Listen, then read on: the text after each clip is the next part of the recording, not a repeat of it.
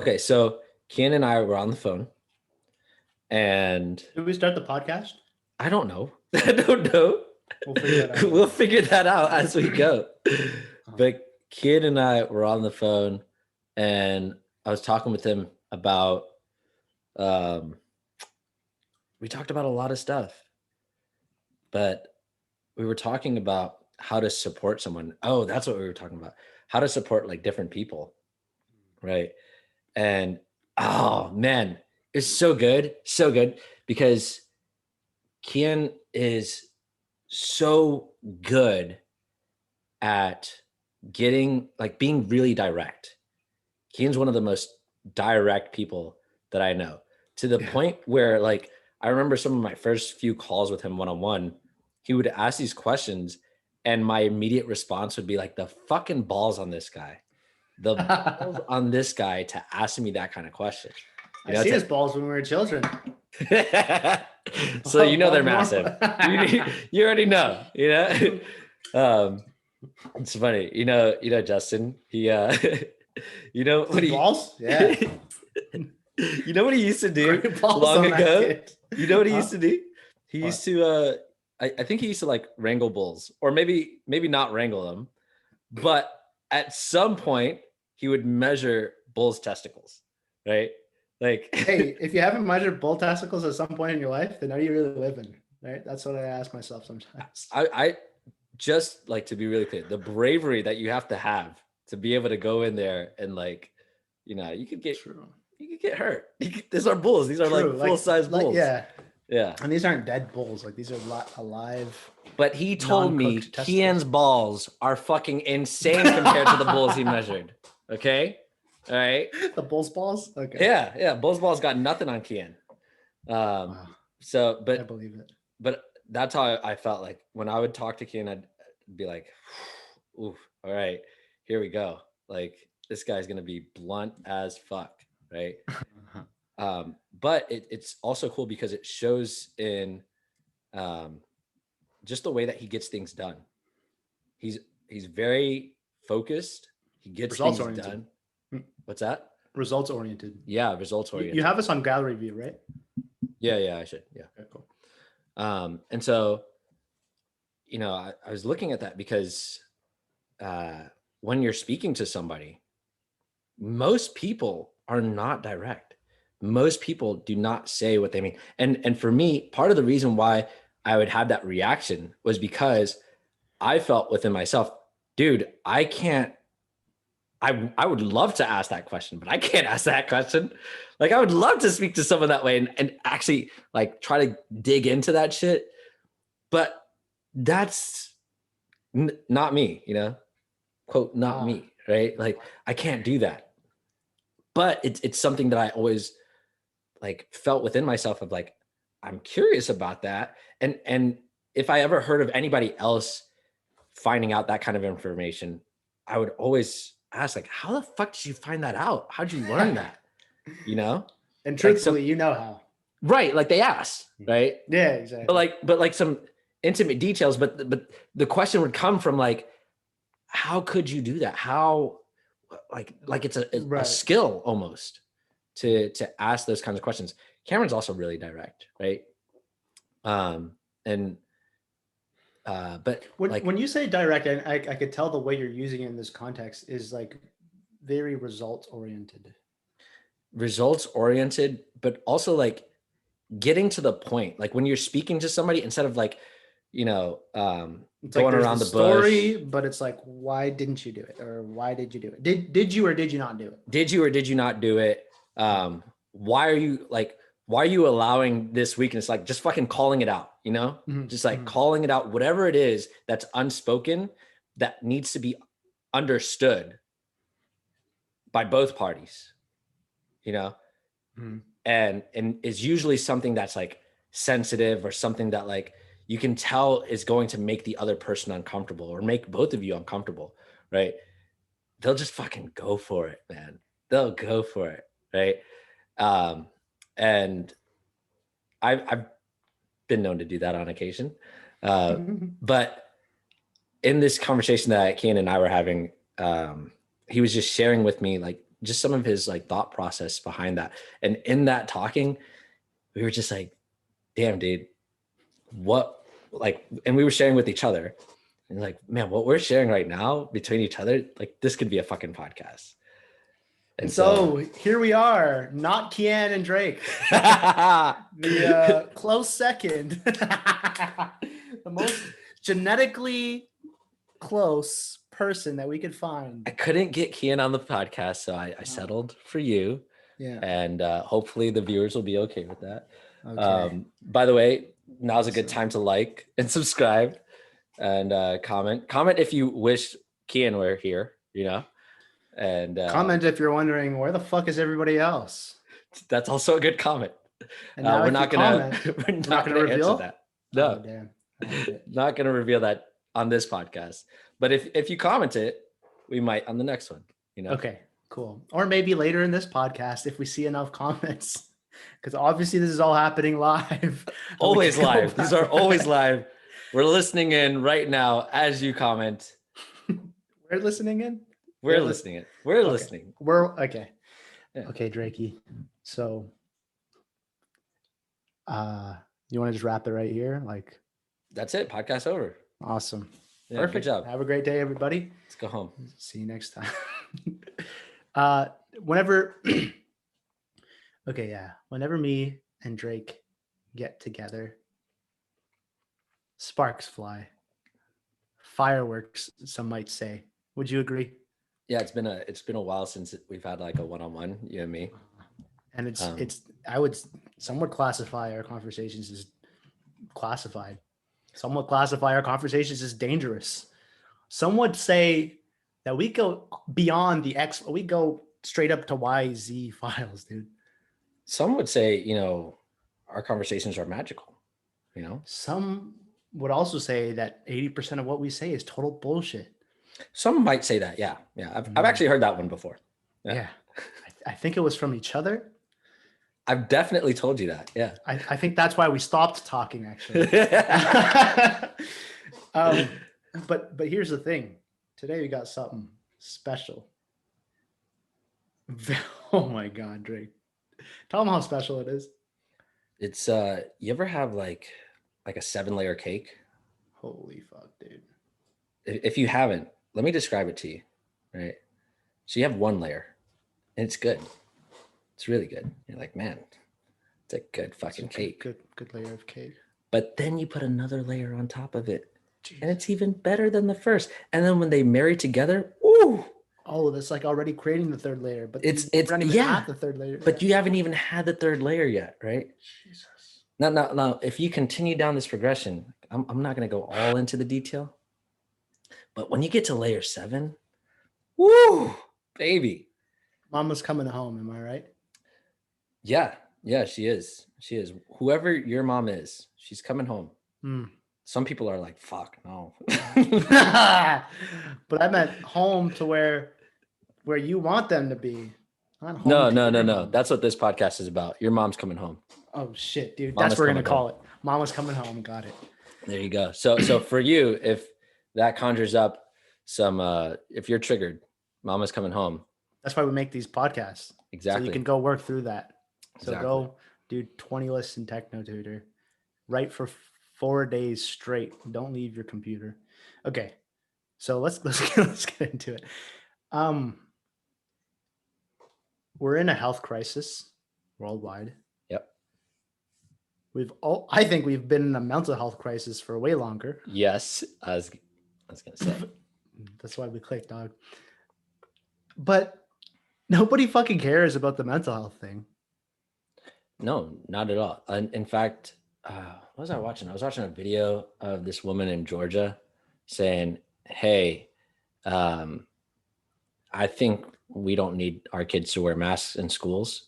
And, you know, our kids agree. And you guys are always talking about something like social and emotional health. Right. And she's like, if you actually care about social and emotional health, you'll end that tonight, which obviously they don't care about social and emotional health. No one gives a fuck. Like all the things that people claim to care about, it's really obvious, really clear. Nobody actually gives a fuck about that. And it's funny because I wanted to say, part of the problem is people don't know how to deal with emotional and mental health issues. Mhm. But the truth is, we know some stuff as a society, like be social, go outside, things like that. But none of that's being recommended. So even from what we do know as a society, that's very obvious. It's like none of that's being promoted. The other thing within that is that I've been having this conversation with a few people, and what I realized with the whole pandemic, it's just information warfare, where on both sides, whatever side of the line you find yourself on, you're going to find material to fuel your fight. You know what I mean? Oh, yes. And so if you buy into the whole science, I believe in science. If you buy into that, regardless of what side you're on, and you're like trying to, oh, well, I found this research, I found that research, blah, blah, blah, blah, blah. You get caught up in this information warfare that is really fucking irrelevant, because it's never going to go away. It's not going anywhere. The other person is going to find shit regardless of who you are, right? What I found is you have to just step back and use common sense here. And that's what people are lacking. People have bought into this shit so fucking much that it's like they're in the weeds with the fucking, I have this and I have that. And it's funny. It's a phrase from cooking, or from being in a kitchen, or at a restaurant. Damn, I thought it was like about gardening or something. Like you're in the weeds, kind of, yeah. But when you're in the kitchen, if you're in the weeds, it's like you're just so caught up with you're behind. There's so much shit that you have to do. You can only focus myopically on, I'm working on this, and then I got this order coming in, and I gotta make sure I get this fried. You don't even have a chance to take a step back and take a break and look at things larger scale, right? Apt phrase to use in this context. Because the truth is, about that point of being able to find information for both sides, it's like you'll find that in literally everything, right? So the whole shooting of that 13-year-old girl, last name Bryant, 16, I think. 16, and then I think there's another death that happened. It was literally another story that was shared with me directly so it was, the police officer shot and killed that 16-year-old girl who had a knife, and people were being like, just keep the police officer out of it. Teenagers fight with knives all the time. And then there was another story, somebody shared with me a couple days later, of 13-year-old stabbed 12-year-old to death. No police intervention. It's like, okay, so we're okay with that. No problem. That's not going to get any coverage, right? Wow. I know, right? It's crazy. Because it happens all the time, So no problem. Well, who cares? Huh. So it's just it's very clearly one-sided, right? Now the point of I just want to say real quick, subscribe. Oh, okay. Yeah, that is well. I remember when I was going into high school, actually freshman year of high school. My mom was buying a house. We were moving, and so I was moving from one district to another district, and the school that I was zoned for, the school that I had to go to, literally a week or 2 weeks before, had a stabbing. A kid stabbed another kid. Oh shit, dude. And it was over some girl or something like that, right? Classic. But yeah, a kid stabbed another kid, and I told my mom, I am not going to that fucking school. Yeah, I am not. I don't care what the hell is going on there. I'm not going there. So true. Because those bitches must be bad. And I'm gonna get into trouble. No. But I was telling her we got to find another school for me to go to. I'll stay here. I don't care. and we worked it out where I didn't have to go to that school. But I remember that so vividly. Like that's not an environment I would want to be around. So for these people who are making this argument of like, yeah, kids stab each other all the time, not where I'm from. You know? Yeah, exactly. Same. That's not where I want to be. Yeah, exactly. So it's really looking at this from every angle, whether it be not every angle, but every topic, whether it be politics or health crises or, you know, racial conflict, all that stuff. It's like no one's actually considering the bigger picture, which we talked about 100 times, but it's like, especially now during the pandemic, right? I know you have some freedom over there, but over here it's like, you know, we're locked down for 4 weeks and we're going to extend it for another 2 weeks and like this, and then no, we're free for a month. And then it's like, it's gotten everybody into this very myopic view that we've talked about before. Yeah. Right. You know how free it is over here? It's so free. Yesterday they had a UFC fight in my state, right? Fuck, dude. And they aired it and thousands of people at this venue, and you could tell no one wearing masks, barely anyone. Like they showed shots of the crowd and everyone's just like, it's so Florida, it's just like, yeah. People can tell. Wow. Yeah, that's really cool. Yeah. See, I see people walking around outside by themselves with masks on here.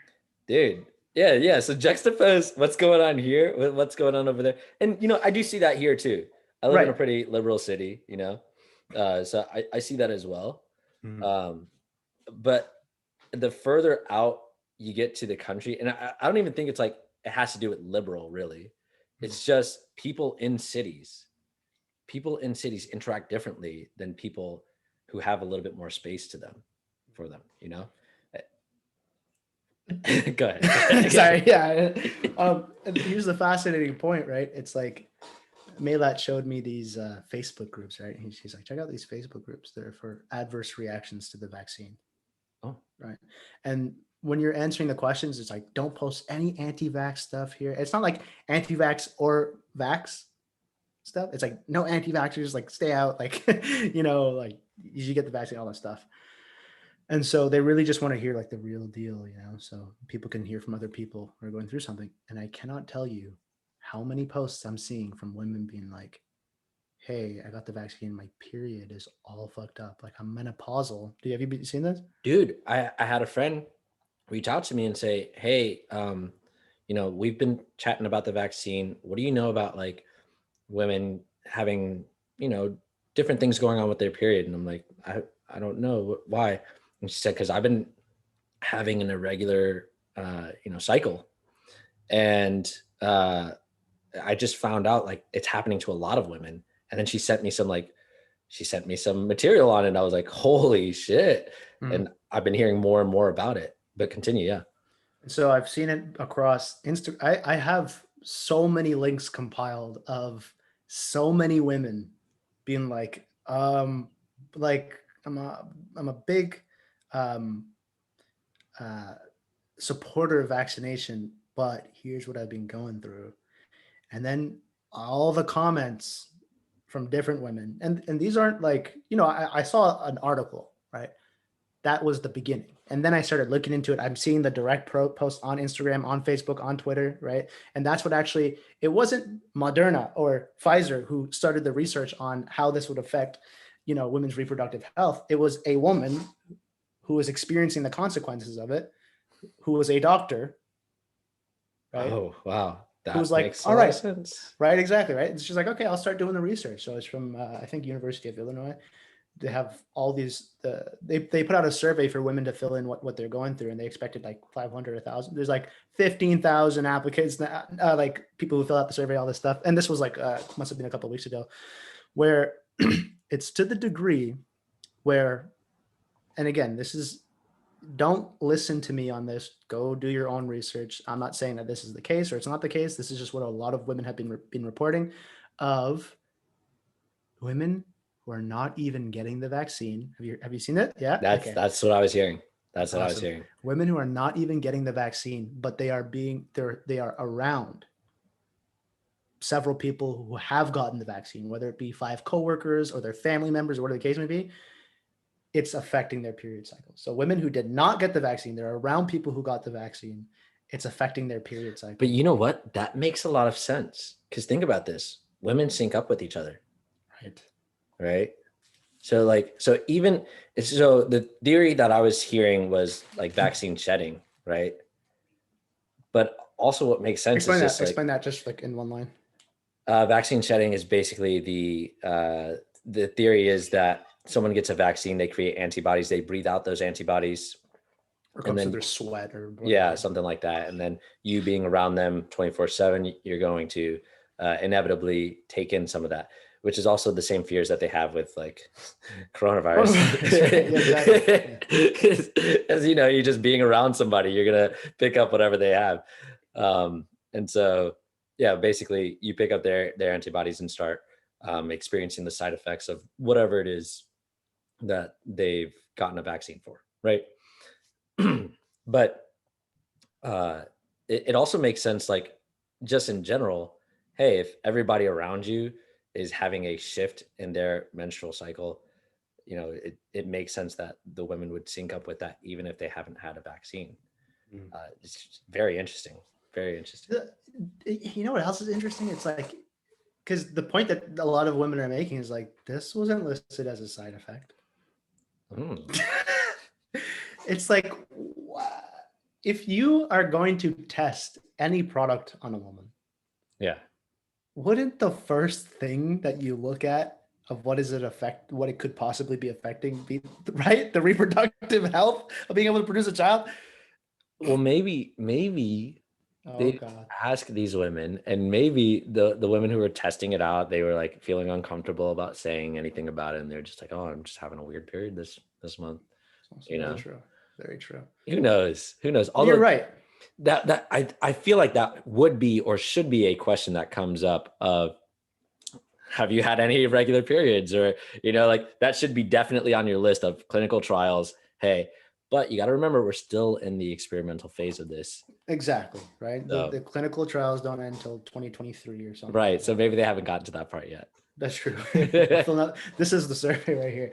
So here's the point. Okay. Whether you're pro-vaccine, anti-vaccine, you believe in coronavirus, you don't believe it, you believe in racial conflict, it doesn't fucking matter. It doesn't fucking matter. And here's why it doesn't matter. Okay. Because whether your perspective on X event that is happening right now is on the good side or the bad side or the left whatever side, you're calling good or bad. Exactly, right? Which will depend on which side that you're on. Right. In a week, in a month from now, it's not going to matter. Right. I remember making a post about, there's this big racism protest march in Ottawa, and I'm like, no one's gonna give a fuck about this. I would love to see the action behind what goes on in this right, for the George Floyd protest that came up here and all that stuff, and nada. That made it all the way up to you and Kit. Yeah, I loved how last year that made it all the way to the UK, to the UK, a bunch of other countries where it's like I get the tension here in the US, I get it. It makes sense. Even in Canada, sure. You guys are basically like our little cousins, right? That's so cute. I love that. But like in other countries where that's not the history that the population is taught. Right. Interesting. Like we're specifically indoctrinated with that. So I get it. But how the fuck, which also just goes to show people are not really, something I was thinking of back in the day, they used to write all these books about different companies, about different people, and about like you'd have these skills. You would have the skills of being able to go for a walk outside and seeing what a freedom it must be out there in Florida. Yo, remember going outside? Yo, that shit was crazy.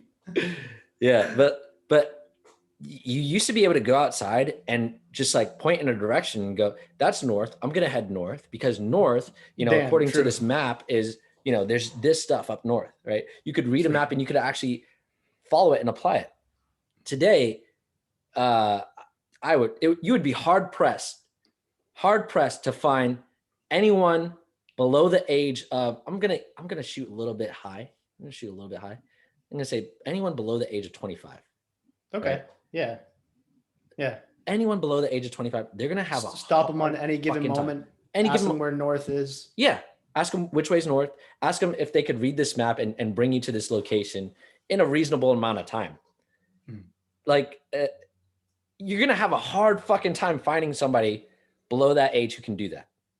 And the reason why I bring this up is because reading maps is very important nowadays, and that's what we're here to educate about on this podcast. Everybody should read a map. Why are you not reading maps? What the fuck is wrong with you? No. What do you think this is about? But because that was like a skill that was taken for granted, that you could go read a map, or you knew somebody who could read a map, very effectively. Like you could maybe you could go to a guy who's like, yeah, you expected a guy to read a map well, right? And I know that's sexist, but whatever. Like that's how it was back then. That said, that gave you not just reading maps, but having skills like that, really practical skills of being able to orient yourself, gave you the ability to be more independent, to find things out for yourself, to not have to rely on somebody else to tell you what the fuck it is. I hear you. And so today, people can't orient themselves within their own minds. They can't even orient their own sexuality, boy. They can't even orient their gender, boy. Okay, spell me out. Come on. Give me one. So if you really look at it, okay, there's, in terms of the surface stuff that's going on, that we're all looking at, paying direct attention to, right? Of what racial conflict is going on here, what health crisis is going on here. It's like underneath all of that, there is big fucking cracks being torn through the foundation of society that are going to create way bigger consequences in like 9 months from now, 2 years from now, 10 years. You hear me, boy? Bro, yeah. Okay. No, here we go. Not only do I hear you. Anybody listening, you could tell this shit is getting spicy. Not only do I hear you, check this out. I was just watching this video. Man, I think we're not going to have fucking Cameron, Jess, or Mitch come back ever, dude. No. Brown Boys podcast. Let's go. I was looking at this video, and the title was interesting to me. It said something about FOMO sexual, right? Oh shit. And I watched a little bit of it, and they were reading, like the video itself was like whatever, but they were reading this post by this woman who is basically saying, hey, I'm 32 and I just opened up sexually or something like that. Like I just had a sexual awakening. That's what it was. Just had a sexual awakening, but I'm married. What do I do? Right. Oh shit. Yeah. And like the post goes on to say like, now she's. I was watching Cardi B. I was watching Wet Ass Pussy, and I was like, "Oh my god, I can be empowered too." That's it. But basically, she was saying like, now I think I'm interested in women, or at least exploring that, and I don't want to leave anything out on the table, right? And so, and she was basically describing she had a fear of missing out sexually, right? And she was getting these ideas from this PhD who was talking about like sexual orientation, right? And what I see within that, and what you were just saying with like the racial tensions and everything, is it's creating within each of us, well, not us, but in our society, within the individuals in our society, creating this. It's like, how do you create desire? Right? Ask questions, tell stories, right? it's like they're telling us all these stories and having these stories play out within our mind. And then the question is, are you a racist? Are you a bigot? Like, have you explored your sexuality? Have you looked into yourself to see if you're, creating these racial tensions? Are you the oppressor? Like, are you oppressed? Like, so you get all these questions, you're hearing all these stories, and now it's like, oh, fuck. I don't want to miss out on what I could be experiencing sexually, or I don't want to miss out on overcoming oppression, or, like, whatever the case is. I don't want to miss out on saving the world. Oh shit. Yeah. Or exploring my gender. Right. Exactly. Gender identity. And so then it creates all this desire within the individuals. And then where does that take society? And specifically in this context, it breaks up a marriage, right? It breaks that up because now you're not singularly focused on this relationship that you've just fucking committed to. Hello, right? But but people can't commit these days. People can't commit these days. And so, okay, you commit to a relationship, and then, or you commit to a family, you commit to your own family, but now you're saying, hey, look, we're oppressors, and we're bad people, we're evil just inherently, or we are oppressed, we've always been oppressed, and like those people over there, they're evil, and it's not fair, and all this. And so it breaks up your individual constitution, and then you're fragmented within yourself. And I'm not saying this is a new thing, because so wait, slow it down. Okay. Give some more specific examples of what that looks like, of being fragmented inside of yourself. Or you know how, like, you have a different personality, or people have different personalities when they get around other people, right?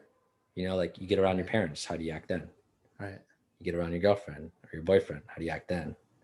You get around, like, oh, those cool kids, how do you act? Oh, it's the smart ones. Now you're at work. Yeah, you got to impress the boss, like how you act around all these different people. And it's not to say, like, you can't adjust yourself when you see the situation, right?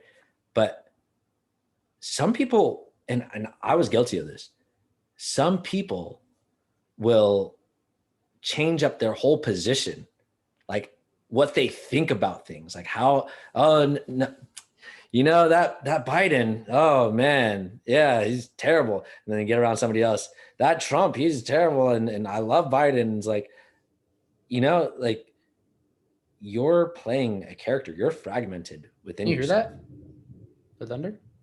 Oh yeah, that's thunder. Yeah, I thought there was a train going outside your place, but you just gave me a tour, and I'm like, I don't remember seeing train tracks. No train tracks here, dude. They know what we're talking about. We're talking about the end of the world, dude. But I like how you said, tell me if I misheard this, but you said it's like we're compromising on our constitution, basically. Yeah, that's really well said. Yeah. And so, okay. Ooh, just like sync this up, right? If you're crumbled within yourself, you have a crumbled foundation, you're fragmented. How the fuck are you going to stand for anything? Really? Because the moment there's any pressure put on you, you're going to revert to whatever character or whatever, fragment is going to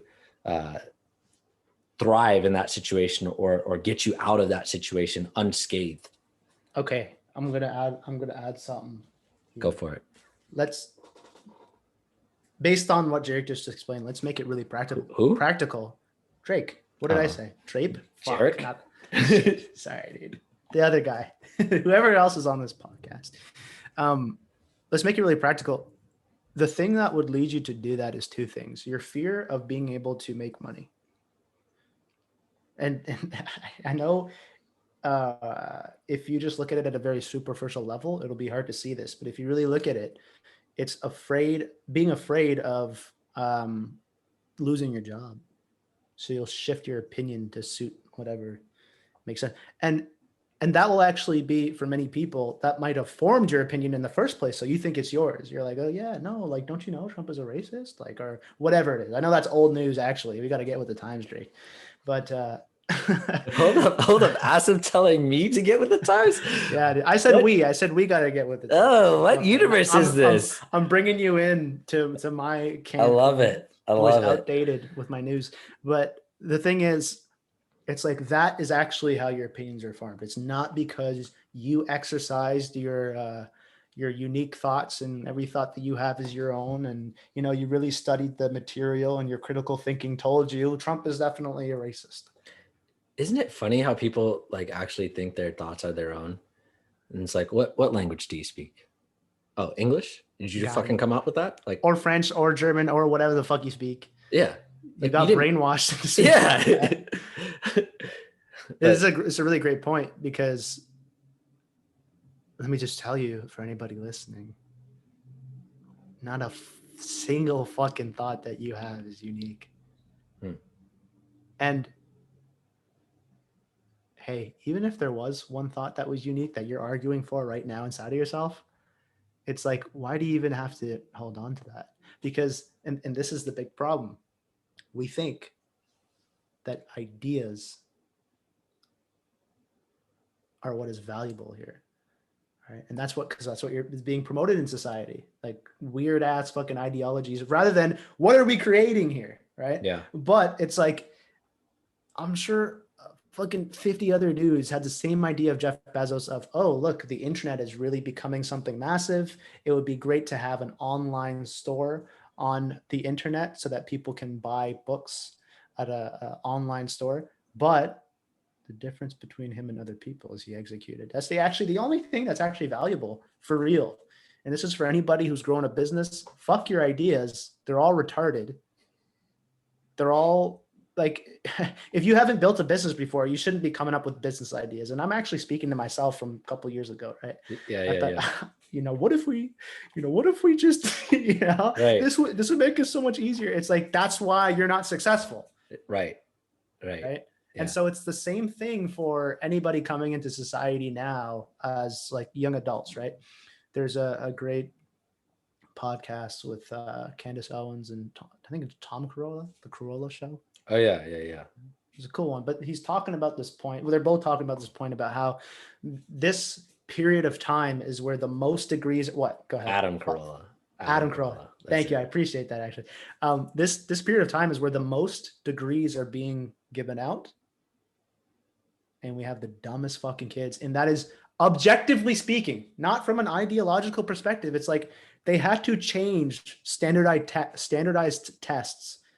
They had to decrease the standard because people weren't smart enough. Yeah.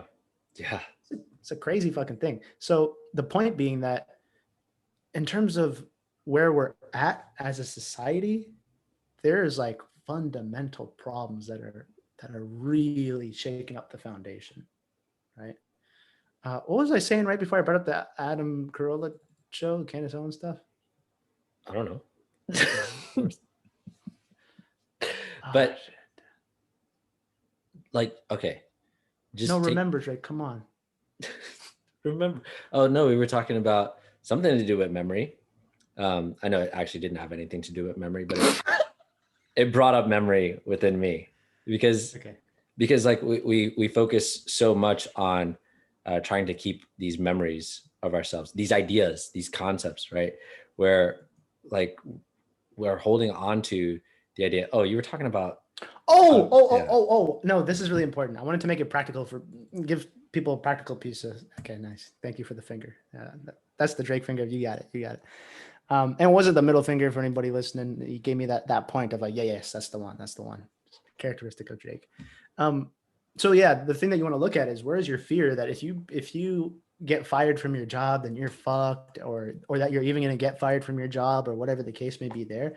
And the second thing, which is more foundational and more all encompassing, is the fear of social disapproval, right? Which is the same thing. Exactly. Right. Yeah. And so it's like these people who you think are stupid for believing this thing, you want to associate with that group, so you're not going to tell them the truth. You see what I did there, Drakey? Right? Yeah, it's yeah, like, yeah. So you have your old friends who came from high school or from whatever, and you're like, wow, these people are so stupid. They can't even see the obviousness in this or the truth in this. Right. But it's like, I don't want to ruin that relationship. I don't want to tell them what I think. I don't want to challenge it. It's like, what are you holding on to there? You want to be associated with stupid people? Yeah. So for anybody listening, look at that fear inside of you where you're willing to fragment yourself or not stand for anything because you're trying to hold on to some artificial relationships that you've and here's what it comes back to foundationally. I'll make this last point before I don't want to give you too much spell blue balls, right? But the problem that you'll find is that you're speaking, you forget what you're going to say, and then you get the blue balls anyway. But so, okay, here's a point that you just brought up, fitting in with other people like that, are dumb, right? You're pretty intelligent. I know that. I'm decent. You're intelligent for sure. I didn't want to brag, but I know. That's why I'm coming in hot. Yeah. But I've seen this with other people as well, where the answer, but you'll pretend like you don't. Like you're struggling. You're like, oh yeah. Right. My God. Like I used to have like fucking sharp as a tack memory, ridiculous memory, where if you said something once, I'd remember it. Yeah. And I could recall it like months later. And I used to just do that. Like whenever I'd be around somebody, they'd be like, oh, what was it? And I just say it right away. And then as I got older, or at a certain point, people thought that was weird. People started like, how did you remember that? Like, that's creepy. Like, fucking creepy? The fuck? I have good memory. Like, fuck you. Like, just because you don't have a good memory or you're fucking retarded. But what I did in that moment was I suppressed that. Yes. Wow. Holy fuck, dude. This is a great story about how this is going to loop into everything. Wow. Right. And so I started acting. Dude, you're a smart dude, man. I was struggling to remember it and like, what was it? And then I would not even fucking say it a lot of times. Like I'd know it and I'd not even say it. Like I just like let it go. You know what's funny? Like that kind of thing. I'm so glad you brought that up. It's actually fucking brilliant, dude. That's going to be like a great story to accentuate everything. I remember being in math class and I know people would struggle with math, right? And I didn't think of myself as good at math. I just like got it. I was like, okay. Yeah. I think like this is the answer. Okay. And the teacher would ask like, what's the answer? And, I'd see like two other smart kids, they'd be like 15, right? And then I'd hear the person beside me be like, what a fucking asshole. Yeah. Right. So I'm like, why? Like, man, he always has to blah, blah. And I'm like, oh shit. So when I would raise my hand to answer a question, I'd be like, is it, I think, is it 15? Yeah. And the teacher would be like, yes. I'm like, okay, good. I'll write that down. It's like, I know the answer, but I have to play like I'm stupid. Right. In order to show that, I'm with you guys 100%. Yeah. That's it exactly. We're like appeasing the stupid and everyone else, and this is what we were talking about on the previous call, right? Where, hey, look, we've known since the 1920s, we as a society, I mean, Drake, put a pin in that for a second, dude. I got to say this before I forget it. Go. So, this is so good, dude. Subscribe, comment, share this with your friends. Oh, I'm reading right now the comments for people asking, where Cameron and Jess and Mitch are. We'll get to that. So because you guys have commented, we will reveal that. It's actually Cameron just commenting. He's like, where am I? Yeah. So going back to that point that I was making about why you would be willing to just compromise on whatever you think is right, even what you think is right? It's what I was saying is, it's the fear of not being able to make money and losing your job. And the other thing is the social acceptance or the social approval, which is underlying that point. Um, Foundationally, the real point to look at for those of you who have that point, and it's in all of us. It is in all of us. Okay, and whether you'll work through it, and then you'll step up to another layer of responsibility and sharing and exposure. And so you'll have to. Can you hear the rain? No. Okay. But once you level up, then you're going to face that fear again, and then you're going to take more responsibility and expose yourself more, and you're going to face that fear again. Until you're at the level where you're literally a politician getting shit on and you feel nothing, right? And so for those of you who are willing to go that far. And so for the real point to question yourself in is not trusting yourself. Okay. This is not going to sound as concrete as, hey, look at your fear of social approval. But the truth is, life or who you are is the thing that can create. So you're afraid that you can't create money. So this job that you have is the only opportunity that you have. And so if you lose that, you're fucked. Same thing with your friends, right? You didn't have this fear of losing friends when you're a child and you needed to find friends, right? Yeah. But we forget that we have this ability to make friends. Oh, wow. Yeah. Right. That's a great point. So really look at the practicality of where you're not trusting yourself to be able to create. Okay. And I don't just mean to be a creator, a manifest. I mean, literally, if you're afraid of losing your job, can you hear it now? I can hear it now. Okay. Yeah. That's really intense. But the point of not being able to create money or even just find a new job, right? I'm not saying, well, if your job, you're like, if you have a job, you're doing nothing. It's like, I mean, ideally you want to be able to grow a business so that it creates something for yourself where you don't have to worry about money, right? Or worried about being fired. But even if you do have a job, don't be afraid of losing your job. That, I know it's easier said than done, right? But way I'm saying easier said than done, right? But look at this point for yourself. Where are you afraid of? If I don't have this job, I'm screwed. Because in the same way that you created that opportunity in your life, or you found that opportunity, the same way that you created the friends that you have now, you can make new friends. Okay. Yeah. Whatever memories that you're holding on with your friends there, you'll create new memories. It's not a big deal. Yeah. Let's look at that phrase real quick. Easier said than done, because it's not actually that much harder to do it. Oh shit, dude. Right? Like, it's like you just... Easier said than done, Drake. Easier said than done. No, you just fucking do it. And when you do it, you realize like it wasn't even that fucking hard. But it's literally like what you're creating in your mind. That's the hard part. True. It's overcoming that. It's actually facing that and challenging that and doing something different about it. Like within your own mind, thinking of it, well, not thinking of it, but actually considering why you're stopping yourself, where the resistance is, overcoming that resistance, then you just do it. The actual doing of it is not that hard, right?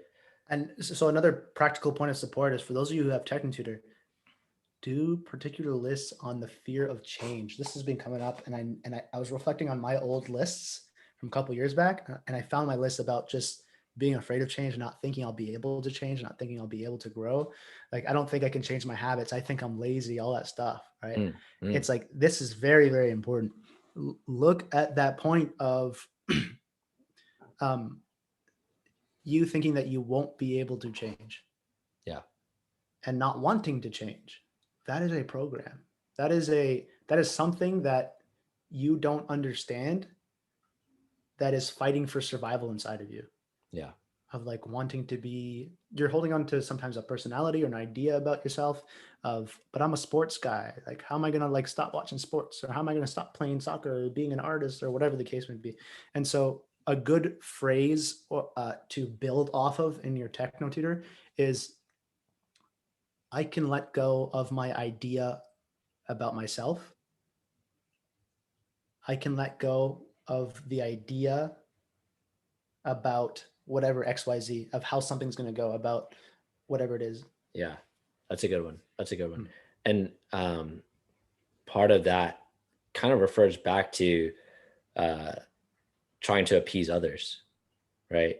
Because in that appeasing of others, you've got some idea of how that relationship is going to go, or how you see yourself within that relationship. And really it's an idea of how you see yourself and wanting to hold on to that. Right. And, and just considering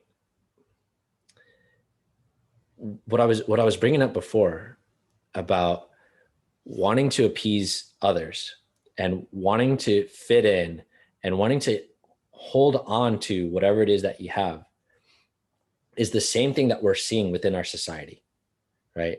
What I was bringing Oh up with yeah, you're talking about the 1920s. yeah, exactly. So, we've known since the 1920s that at the very least the 1920s, that your vocabulary informs what class you're going to be in, essentially. And hey, this is backed by science. This is a University of Illinois backed paper that you can go look up the research for. So if you believe in science, there you go. Believe in science. Believe all Believe in science. science. Believe all women. All women, believe all scientific women. Yeah. But yeah, like if you look at that, it's essentially saying, About to eat a brownie. I don't know. Maybe we'll have to tell me what this is, but it's like a graham cracker brownie or something like that. Woo, you guys are gonna have to ship one over to me. I'll ship you, like, I'll bottle you some sunshine over here, and like a little taste of freedom. You know what? Yeah. I'll put some dirt in a jar, send it over to you so you can see what free land looks like. And you guys can send me some brownies. That'd be great. Okay. But send me the dirt first. I'll make a brownie out of it. That's not what I want. But yeah, like, okay, so seeing that, we've known that since then. Back then, even when schools were becoming integrated, this is really where they did this. When schools were becoming integrated, and they were seeing what do you mean by that? Basically, they were starting to get Black kids going to white schools, but also, having kids from the city or urban areas or poorer kids getting into schools that were originally for, like, hey, you're not supposed to come here. Like, you live in a trailer park, you stay in the trailer park, right?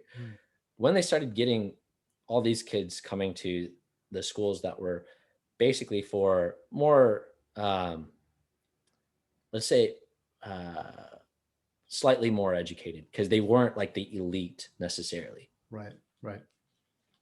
They realized that they had trouble bringing those kids up to the level of everyone else. And so instead of saying, well, then they didn't have a solution. They didn't really have a solution.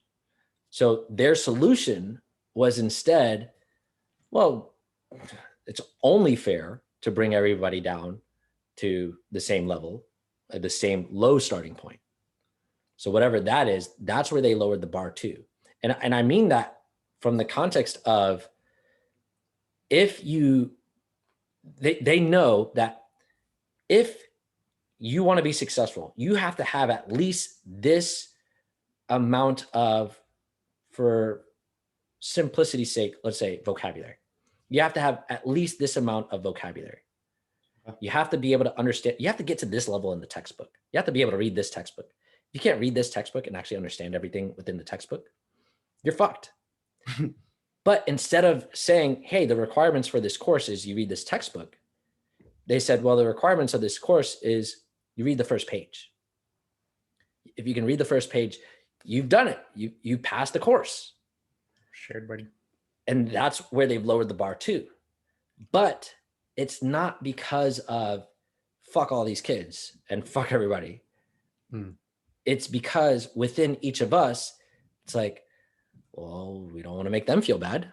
Right. Ooh, let's just fit in. Oh, just figure it out. And, we know those guys over there, they'll be fine. They'll be fine. These guys, let's just bring them in and make them feel good and all that, right? We all have that within each other and ourselves, right? Unless you are that ruthless elite.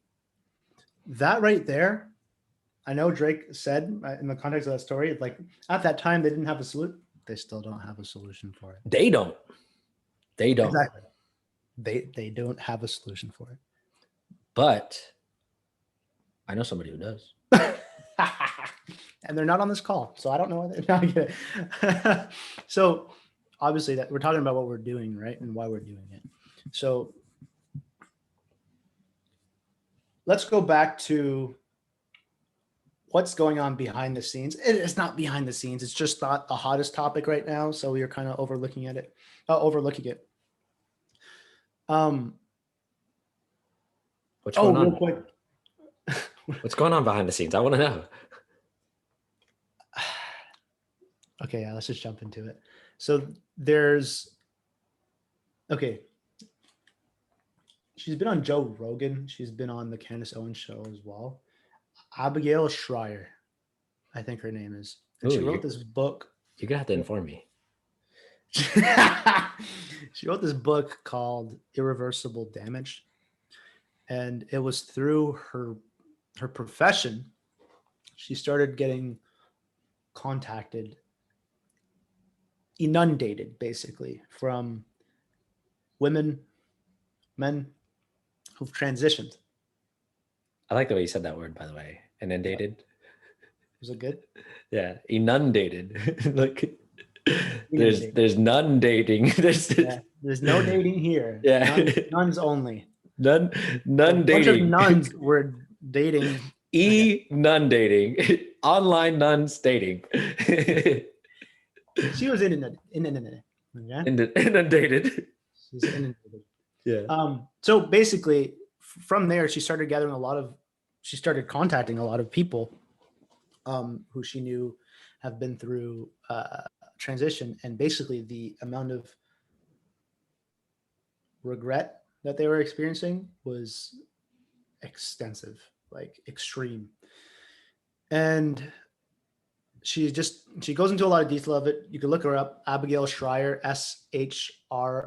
Schreier, first name Abigail, Abigail. But she takes a very level approach to, like, here's what I found. And when she published the book, she got extreme amounts of hate mail as well, and death threats and all this stuff, because she's talking about this taboo topic, right? This topic of, hey, there's a lot of people who are not being educated on what's actually going to happen once they transition, and they think they're going to go through some kind of alignment and euphoria of like, oh my God, I figured out who I am. It doesn't happen. Oh, there's such a good point within this. Tell me, Drake.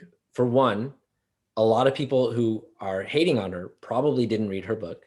Right. I didn't either, just for, to be upfront. But you're not forming this like big idea. I have you're telling me about it, right? But for the second part, Cam was mentioning this earlier, right? About if we say something that triggers you, and you're like we don't like go back and say sorry or whatever, it's probably because you don't have the context for it. And we assume that you have the context for it, or we didn't explain something fully. There's a piece of information that you don't have. And it's so interesting because I can see in my past when somebody would say something that was triggering to me, it was like, how fucking dare they? Like, it's blame, right? You go right to blame. You go straight to fucking blame. Straight to blame. Like, this guy's an asshole. This guy's an asshole. Like, I can't believe you would say that. All that stuff, right? And then even after it was explained, I'd be like, well, you should have said that. It's your fucking fault still. Mm-hmm. Even though it was because it was something I didn't know. Like, why do we have to go into being upset when we don't know something, or what, like, we don't have the full context of something? We think somebody's like fucking attacking us, right? And so even if you read that book, if you have an emotional bias or there's context that you don't understand, it's going to feel like, because I'm betting, again, I have not read the book, but I'm betting she goes through and tells stories of people that have talked about this with her. And then she gives some like research or some like from her perspective, opinion, and that sort of thing. And I'm sure it's pretty much like, hey, here's what I'm seeing. Not like you dumbass, like, you shouldn't have transitioned, or you shouldn't think that you're trans or whatever. but I bet people are taking it that way. You know what I mean? Right. Right. And so it's like, generally speaking, if you're talking to Drake, you can blame him. He is an asshole. But apart from Very that, much you so. always want to reflect on, okay, if you are having a feeling, a reaction, an emotion going through you, regardless of the other person, even if they're totally wrong, even if somebody said something totally wrong to me, why should I feel any way about it? Right. It's like, even if somebody was like, hey, you brown piece of poo looking, Sand nigger. exactly, right? Toss anything my way. It's like, why would I have to feel something about that? Yeah. Right. So that's why always see the best perspective to have is every reaction that you have is a weakness. Okay. Because that's what's being used to manipulate everybody right now. Your fear of the word racist, your fear of the word bigot, your fear of the word transphobic, or whatever it is for you. First of all, get educated.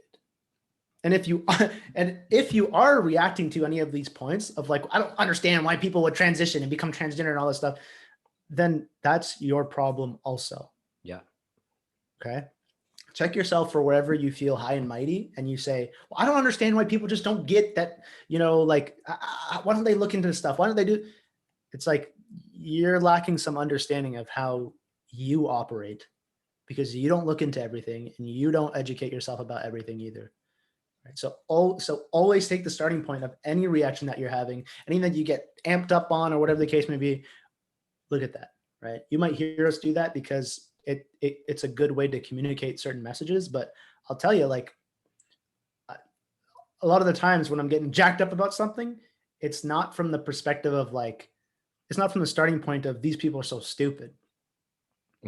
It's from the starting point of this is really important that we understand this. Yeah. Yeah. Right? Yeah. So one massive point of a problem. I mean, we've covered all these points before, but really putting it all together about what this is going to lead to down the road, right? Okay, women don't want to have children anymore. Well, and how can you have children when you're out exploring your sexuality? Right. I got to try some different things. So, and hey, man, I wanted to. You mentioned such a great point about that story that you mentioned about your memory. It's like fundamentally, what we value in society has changed and is changing, right? Where before it was virtuous to be educated from the perspective of being smart, like being able to have conversation and have, a political debate and then still have dinner together afterwards, whatever. Like, I remember that's what it was like when I was younger, right? People would, have some debate or whatever, and they come together for dinner time, they forget about it. Yeah. Now it's all this personal identity point. Yes. Yes. 100%. It's like all about your emotions. It's all about like, we're not. Your political views is who you are. Yeah. So if you have the wrong political views or different ones from me, but the wrong political views, yeah, right? Then I can't be your friend. Like, you're fucking, oh my God, like you're disgusting. And it's a good point too. I was seeing this just this morning watching Barricade Garage, and he was talking about how our education system is based on emotion. It's based on emotion. Like if you look at Common Core and the way that they do math now, it's like it's based on emotion and it's not logical. And there's a deeper point within that as well. If you read like the reading research handbooks, which are not handbooks, by the way, you cannot just carry them with one hand. That I always question if the title was handbook every time I say it because they're fucking massive. They are massive. They're ridiculously huge. They're ridiculously long. Awesome. It's like dictionaries, but anyway, or encyclopedia. I don't know. They're like encyclopedias. Yeah. Yeah. But if you read through them, as the research gets more and more current, they basically say, hey, look, we know that these other cultures, and by other cultures, they just mean Black and Latinos in America. We know that these other cultures don't value reading.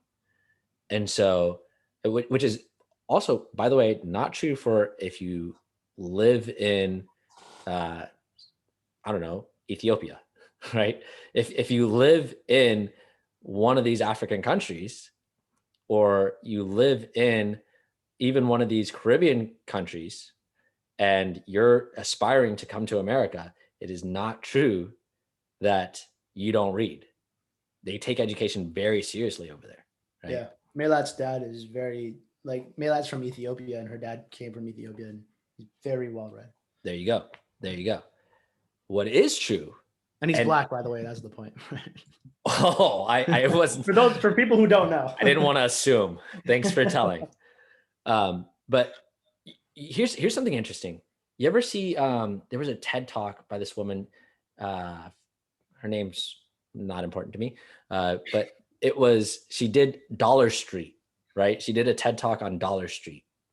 And it's a website you can go on, and you can look up, I love going on website, based on how much money or how much income somebody has, like what is middle class, what's poor, what's rich in the global scheme, right? And she was talking to these students, I think in Sweden or Switzerland, or I always get those confused, one of these Scandinavian countries, where the kids are basically, they're wealthy, right? And she was asking them, like, do you consider yourselves wealthy, or what do you consider yourselves? And they were like, oh, middle class. And it's like, oh, middle class. Okay, well, let's look at what middle class is in the world, and let's see if you guys identify with this stuff. And she was showing pictures of what a middle class bedroom looks like in the world, in the global scheme, right? And a middle class bedroom is basically like, you may have a mattress, right? Or some furniture that you sleep on. Maybe the entire family sleeps on this furniture, right? And that's what middle class is throughout the world. But the interesting thing was, if you look at this particular income, so like if you look at middle class across like Iran and across China and across, basically all these different countries, it all virtually looks the same. Their middle class virtually looks the same. Poor over there in China looks poor in Afghanistan, looks poor in, I don't know. I can only think of two at a time right now. Countries are hard, dude. But poor in Peru, like it's like the stove looks the same, where it's like, a flame, an open flame with a pot or a cauldron or something like that. Middle class looks the same throughout each, where the dining room table is like a plastic kiddie table or something like that. And the wealthiest of each country looks the same. The showers look the same. Toilets look the same. Toilets in middle class in virtually all these countries is like a hole, literally a hole, that maybe there's a room that goes with this hole, or maybe it's outside, or, but it virtually looks the same throughout each of them. Right. And the point that I'm making here is, there is a class system within each country. Right. So you can point to a country and say, most of those people are poor. And that is true. However, within that country, there is a class system where there is the people who are better off, and they are educated. Something also very interesting. All the educated people, when you search for books, they all have bookcases. They have multiple books. They have lots of and different ranging books, right? When you go to middle class or poor, they may have one book, and it's usually a religious text, and that's their book, and that's it.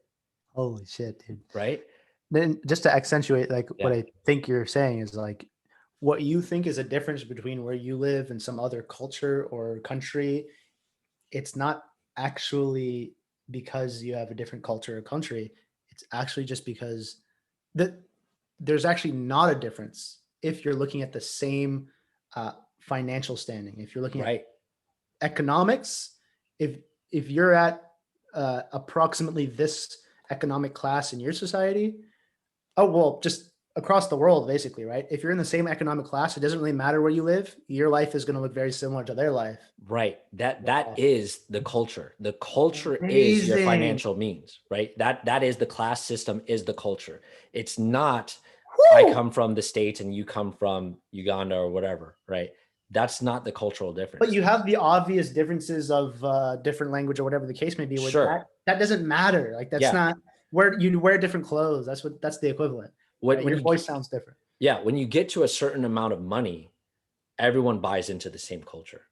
Damn. Fuck, man. That is some hot shit, dude. Right? That's some good stuff.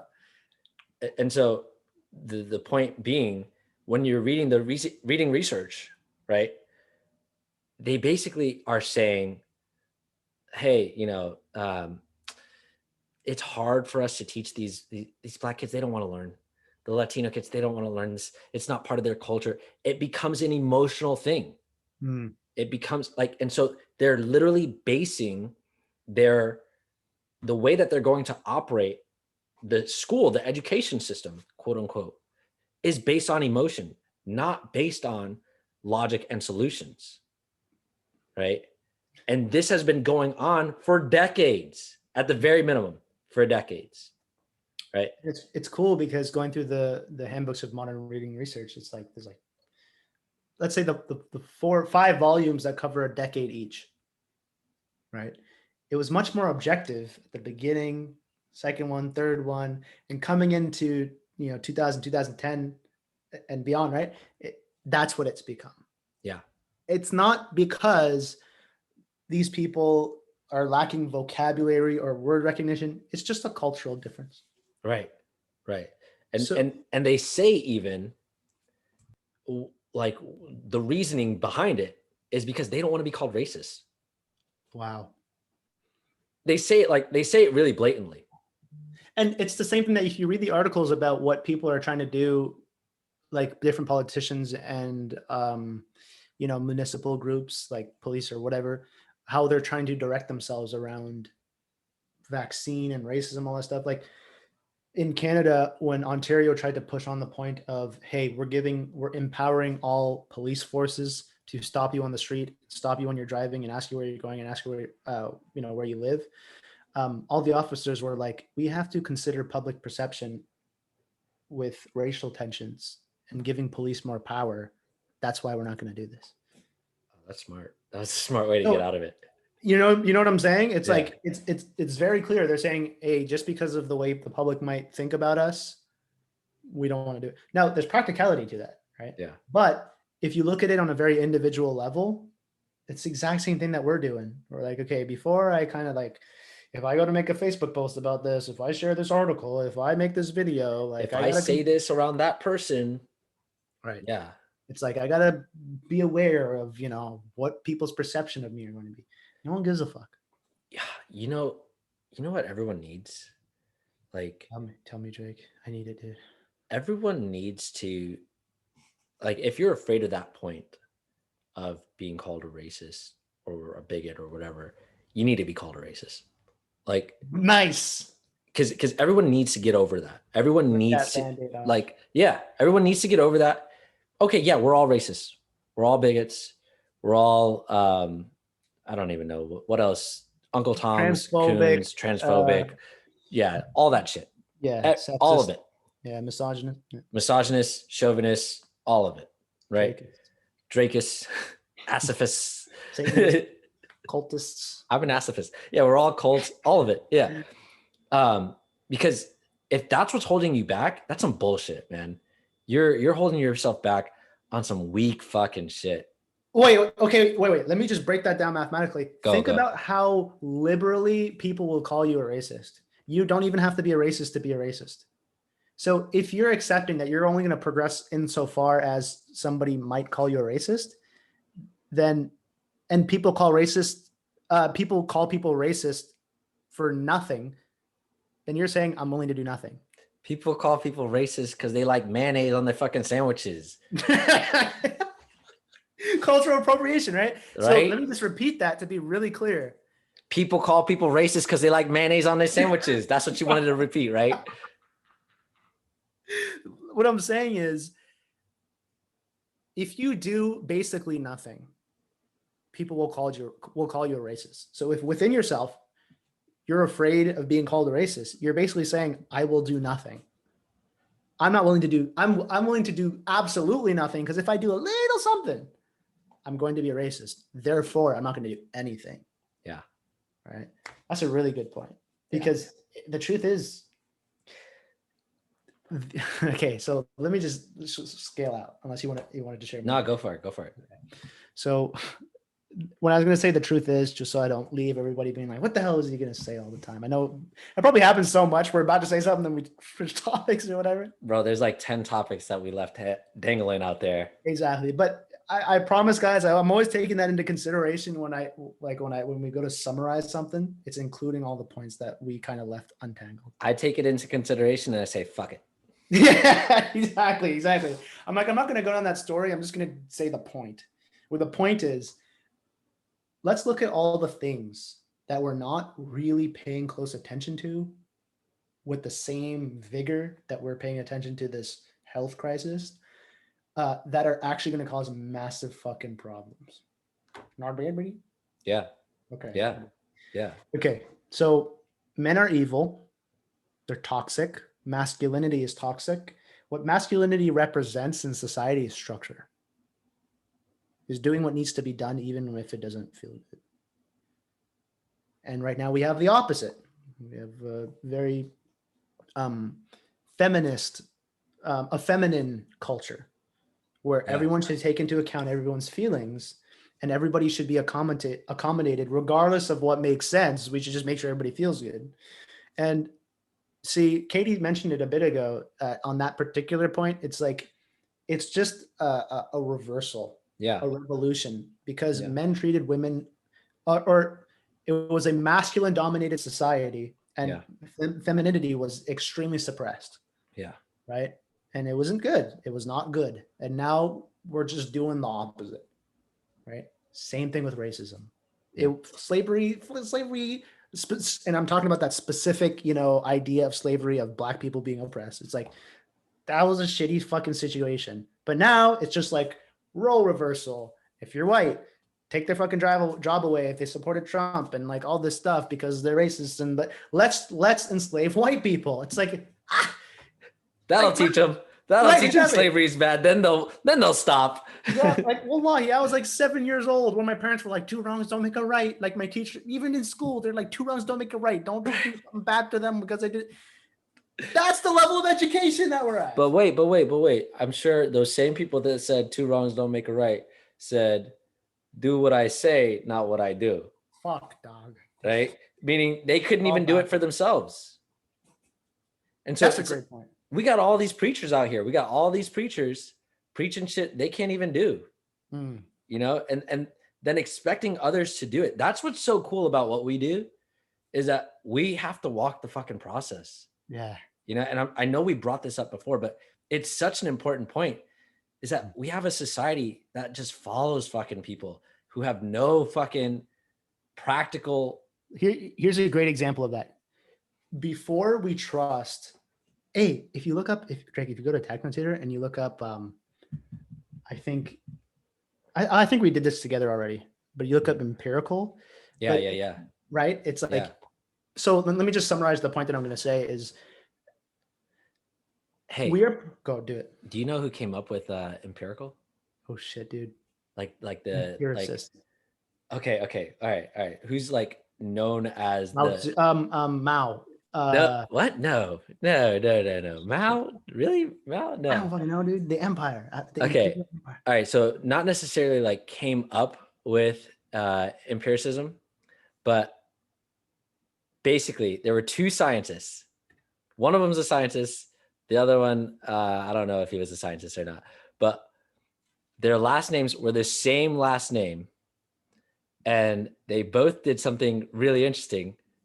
I'll give you one, right?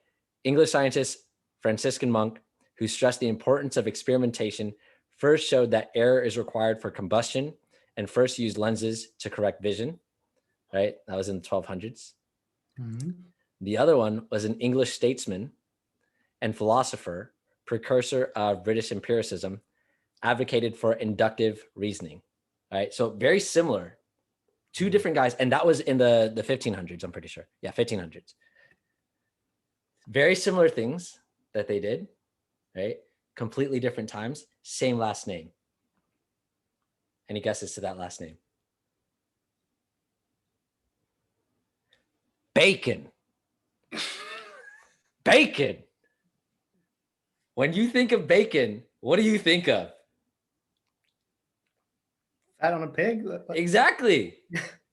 like, and I'm kind of like being facetious here, but our society, the way we look at a lot of words, a lot of things, is just the mainstream, whatever we've been fed, and then it becomes obsessive with that thing, right? Where now when you think of bacon, like I'm sure in the past when people thought of bacon, they were like, oh, the philosopher or the scientist? Like who are we talking about here? Oh shit, dude. That's fucking right? Hilarious. But now like bacon in our society is like, yo, you put some bacon on that. Like that's all your brain goes to. That's all it can think of. You know, and I'm sure, you know, people in the past, they thought of bacon like, oh yeah, for breakfast, right?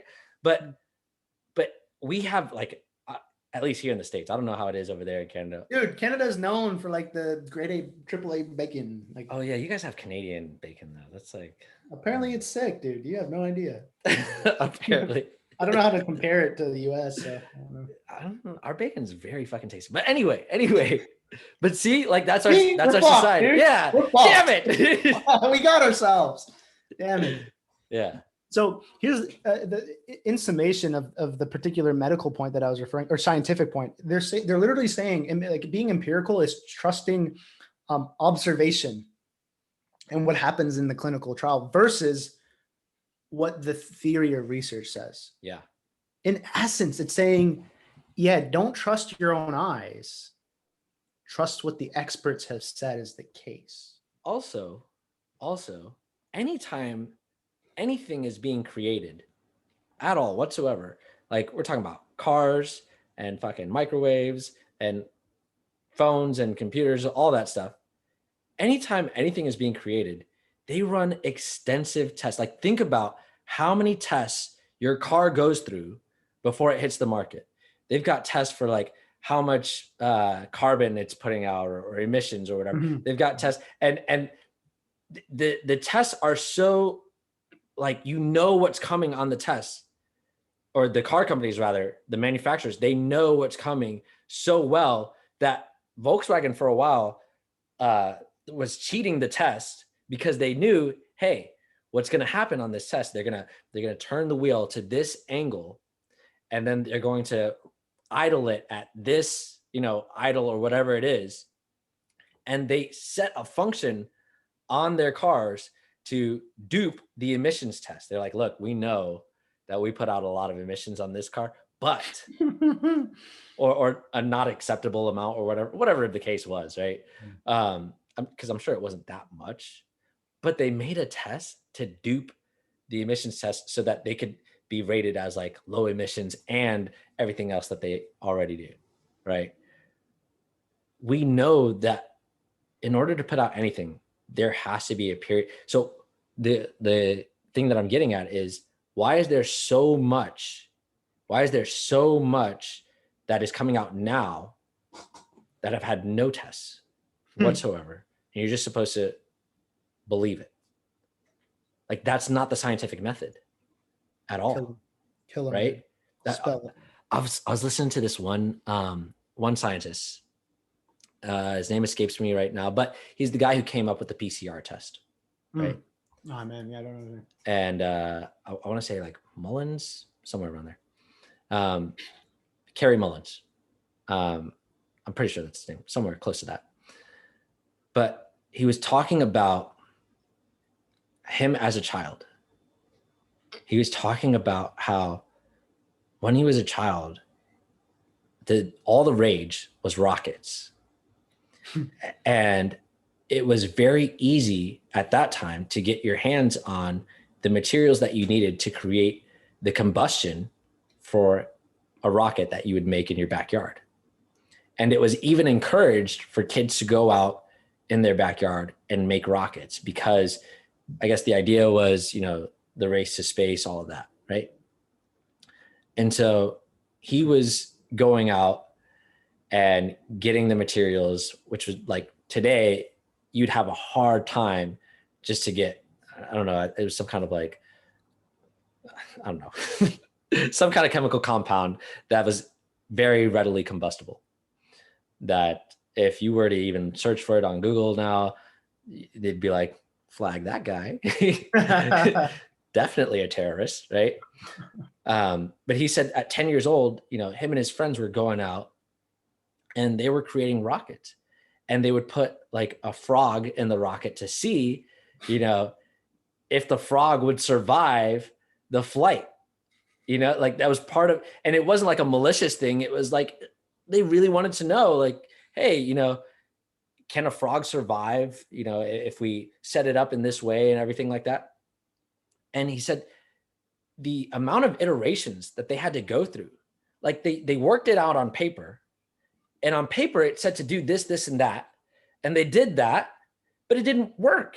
Like the rocket would just kind of fizzle out, and it wouldn't get off the ground. And then it would get off the ground, but it wouldn't go very far. And then they had to like tweak things and change things. And like, well, what if we try this? And so the theory on paper, scientifically, like, yes, this is the research and all that, right? But the scientific process was them actually applying it, trying it, and observing, here's what happened. And then like the way that the breakthroughs are made are often by mistake. It's often by something unintentional. Let's say that. Wow. Because you couldn't work it out on paper, basically. Right. Or it'd be very, very difficult to. Yeah. And so like something happened that you observed and you're like, that was interesting. Like when we coiled that piece, it ignited in a different way than how we've been doing it. What if we coil the whole thing? Let's see what that does, And it's really how a child who's given the opportunity to explore things, it's really how they'll go after things. Right. Is they'll try this or try that, and they'll see other things in their environment, and they're like, well, what if I pour this in here? What happens if I do this? And I add a little. I remember one time I was sitting with Max, and we were just, I don't know, we were sitting at the counter. He had a bowl of maybe water or something, I don't know. But he decided, I want to add some salt to it. And so he's like, I'm making a soup. And so he added salt, and whatever it was like, it was not something that you add salt to, whatever he had, right? But he was like, I want to see what happens when I add some salt. And he added some salt, and he put his finger in and he tasted it. And he said, I'm going to add a little bit more. And what else goes in soup? Let me add some pepper. Like, but just being creative in that way, like whatever it was like something that I would never add salt to or pepper or any of that. But here he is just like exploring things, being creative. And that is not only drilled out of us when we go to school and in our society in general, but also now today, to your point, is like people forget about empiricism. People forget about inductive reasoning. People forget about actually. Empiricism is considered quackery. Which is ridiculous. Because that's what science is based off of. You can't.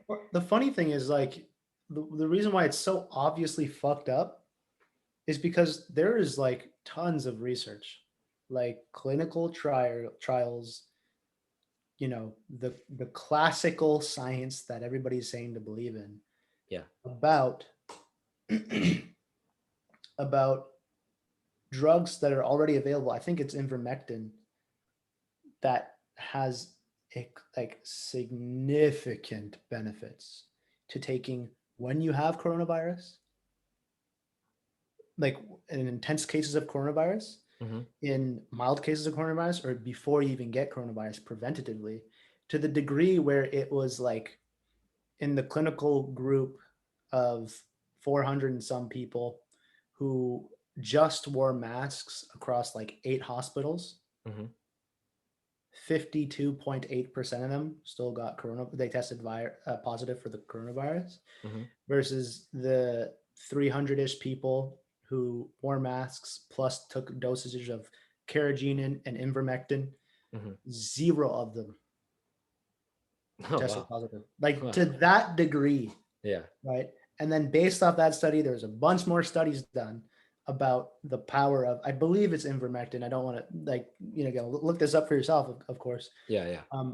But the point being that it's very, very clear based off the personal research that I've done about the research from, again, what everybody's saying to believe in, the person who has their degree and their doctorate and all these stuff, that is completely being overlooked.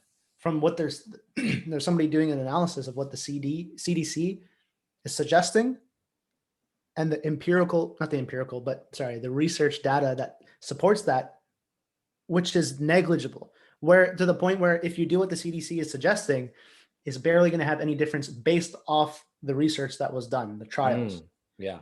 Right. Yeah. And then the one that based off the research and the trials, the clinical trials that they've done, would have benefit in every category that somebody had coronavirus, to prevent them from getting coronavirus. If they're in dire stages of coronavirus, if they're in minor stages of coronavirus, Wow. would have benefits across the board. Yeah. It's like, nah, fuck that. So Wow. our society by design is to go back to Drake's story. If you have a good memory, if you're smart, if you can look at things with your own eyes and consider things for yourself, that is being defined as racism. Yeah. In the modern research handbook, it's just a cultural difference. It makes people uncomfortable. And part of it is because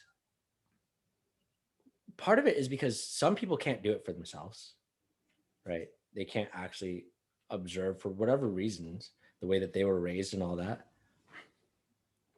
But the other part of it is most people wanting to fit in with society and just acquiescing to that and losing those skills for themselves. And this is a symbolic point of living in a feminine society. I think it was on the podcast where Cameron told that story of Max, hanging out with his 5 or 6 year old or something like that. Yeah. And then he goes up to the kid's mom and he's like, "Your child is like your son isn't very smart." Yeah, I don't think that was on the podcast, but yeah. There you go, right? So he says, "Excuse me, like your son isn't very smart." And the mom says, "Oh, well, that's not a very nice thing to say." Yeah. And Max says, "Okay. Your son's not very smart." Yeah. So the point is, if that is true, that the person's son isn't very smart. Yeah. What the fuck does it matter whether or not it was a nice thing to say? Yeah. Don't you want to know about that so you can change? That's and people get upset with their children, their own children especially, right? Right. But there's a point here to be made. I was listening to who's that one comedian? Bill Burr. It's so funny. I was just thinking about a comedian, Eddie Murphy and Delirious. Oh, okay. They have like a family get together, and as a kid, I think it was him or like his son or whatever. Yeah. He's like, Bunny got a mustache. And like, right. No, like, don't say that. Like, right. Got a mustache. Right. Like, don't say that. Exactly. That's right. Yeah. Bill Burr was talking about how this guy, he was over at his house and or maybe it was Joe Rogan. I don't know. One of those guys. They were saying how they were over at some other guy's house and the kid was hitting other kids, hitting adults, and just being an all-around asshole. I think that was Joe Rogan. Yeah. Yeah. It was Joe Rogan. And then he says to the dad, like, "Hey, your kid's an asshole. Your kid's kind of an asshole." And the dad's like, "Oh, you can't say that." No, like, look, he's over there fucking hitting kids. And even with the objective of like, your kid is hitting other kids and hitting adults and like being, malicious about it. Like you've talked to him and he's doing it on purpose, that kind of thing. It's like your kid is an asshole. It's a reflection of you, right? Mm. Even with that, the guy's still denying it, And the point within that is like people, again, don't want to feel bad. They don't want their kid to feel bad. They somehow think like by admitting that it's going to do something bad for their kid. But it's just a projection of how they would feel. They're like, I don't want my kid to feel bad because if I feel bad, I feel bad. Right. But So I don't want my also, kid to feel bad. but here's the thing, that in itself is actually worse because you're not doing anything about it. You're just feeling bad about it and not actually taking the step to be honest with yourself and like, oh, okay, there is a correction within that. Like the feeling bad is, I don't know what to do about it. And so, okay, don't say that. Mhm. Ignoring the problem doesn't fix the problem. It doesn't fix the problem, especially not in this case, you know? But that's how, like, dude, look at our society. That's how everyone acts. Is like, oh, yeah, I know this is terrible, but like, you just got to live. And, you know, if we keep going, it'll work itself out. No, it fucking won't. It hasn't. Exactly. It hasn't. And it's not going to happen unless you do something different, unless we stand up and, again, stand up. When we say stand up, it's not about fighting the man. Like, people think that, like, we gotta say no, and like, no, it's just like standing up to the fear within you, standing up to the idea or the memory within you of this is how things are supposed to go. This is a great point of practical change. Okay. Everybody listening to this podcast is probably the type of person who's like, yeah, fuck, like we got to do something about this. You doing something about this is overcoming your fear of being rejected by your peers and make a fucking live video. Not just that, not just make a live video. Let's Sorry, just, I was going to list them, but yeah. oh, okay. All right. All right. I'm going to just go straight to the point here. It's not about making a live video. Live videos are great. We do them all the time. It's really about getting this message out to everyone. And by getting this message, what I mean to say is you have to live it, and other people have to have the opportunity to live it themselves. That means they need to be educated. And it's not just, oh, you know, I told them that they need to change, and so now they're educated on that, or we talked about it. No, that's not an education. The reflection that somebody got the message is what? That they actually change. And then they go out like, okay, for real, the real reflection that you got the message is that you're going to every single person you know and saying, yo, we're on a sinking ship. Come here and let's either get off this ship or fix it if we can. Right. And I think a lot of people are aware that society is not going in a good direction. That's why so many people want to fucking leave the planet and like, oh, fuck this planet, I don't want to go. Like, that's not the solution. It's fucking retarded, right? But, and I mean that, I do mean that. But look up the words. Yeah, I that's one of my favorite words. I know, because it's so triggering, but when we use it, I'm being very specific. That's one of those words. That's one of those words that people will get upset about because it's like, oh, how could you? That's so rude. Like, no, you're missing context. Go look it up. So somebody was, yeah. Where I'm sure you and I both initially we would say that, and somebody would say something, and we'd be like, okay, let me cater to that person, right? Maybe, right? So back in the day, it's like, let me cater to that person of like, okay, I don't want to get them upset. Versus I remember standing up, and this is years ago, being in a car with like a cousin of mine or something. And he was like, hey, like, I was like, hey, what do you think? He's like, I don't know. I just kind of like checked out when you said retarded, or you said the R word or something like that. I'm like, the R word. He's something like that, right? And I was like, oh, okay, I hear you. You know, why? Right? He's like, you know, that's kind of whatever. He said his opinion about, you know, why that's a hurtful thing. I'm like, do you know what the word means? He's like, yeah, it's referring to this. It was an idea that he had about the word. Right. It wasn't right. I said, hey, look it up on your phone. Right? He's like, oh, I know. I'm like, no, seriously, like look it up on your phone. And I'll repeat the sentence that I said it in because I know exactly what I was saying. Right. And I repeat it, and he's like, okay, I get what you're saying, but you know, like, you know, and he tried to make it like I wasn't feeling this way, but there are other people that might feel this way. It was just me and you in the car, dude. Right. It's you that's feeling this way, right? Right. And dude. So it's like, hey, I'm not going to adjust because it's one thing to adjust because I was wrong. I do that all the time. Yeah. Right. But because like what Drake was saying, like sometimes we didn't give context on something you might react. Sometimes I just misspoke.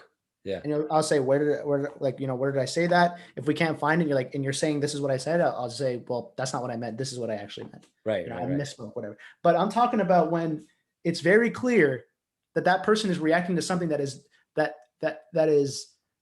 absent of reality. Like it is not what the word means. Right. And that's a really good point that you said of like, there's nobody else in the car. Like we go so far to try to appease that crowd that we fucking police ourselves. You've said this 1,000 times. You've said this 1,000 times on previous podcasts and other hangouts and all that shit, where it's like, we become the slave master. And it is the policeman in your head, the policewoman in your head that was actually put into you by your parents and by society, but now it's speaking to you in your own voice. And you think that is oh damn, like I did something wrong. Like, oh man, I'm so stupid. Why did I make that mistake? It's like, where is that coming from? That's just because your parents used to censure you or reprimand you or get angry at you for making them. Why are you doing that? Like, don't you know better? All this stuff. So now that pattern and that voice is automated inside of you from your own voice now. Sounds like yourself. But let me ask you, wait, quick experiment. Is that cool? Or do you want to say something? Quick experiment. One thing, and then you can do your experiment. For sure. Of like when a lot of times, because it's in our own voice and we're policing ourselves off of something that came from outside in society and everything, we don't actually hear us saying it. We just feel the emotion of it. Nice. Right. And we just think that's wrong and don't do any further investigation. But go ahead, quick experiment. If you look up the definition of emotion, just go to Google, type in define emotion, and you will see the bullet point. There's the first definition is the bullet point that has a more specific usage of the definition that says, based off what Drake was just saying, right? An emotion is an instinctive or intuitive feeling. I say this like every fucking podcast, right? And I love hearing it. It's an instinctive or intuitive feeling as distinguished from reasoning or knowledge. When you can't find the reason as to why you are feeling some way, you just feel some way. Sorry, let me clarify. When you can't explain why something is the case inside your mind, you just feel that way. So I'm like, well, why? What's wrong with that? You're like, it's just gross. It's just gross, okay? Why is it gross? Can you explain why it's gross? It's just gross, right? Well, why do you think that's bad? It's just wrong, okay? You just shouldn't do that kind of thing. Okay, can you tell me why? That's what be a good fucking human being. You want a smart society, then explain why. Yes. Yeah.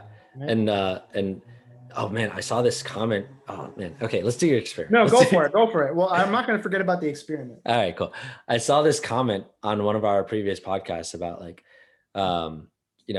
if you're telling Max about grease on a light bulb, because we were talking about like, greasy light bulbs. Yeah. If you go back and listen to the Perfect Parenting episode 6, right?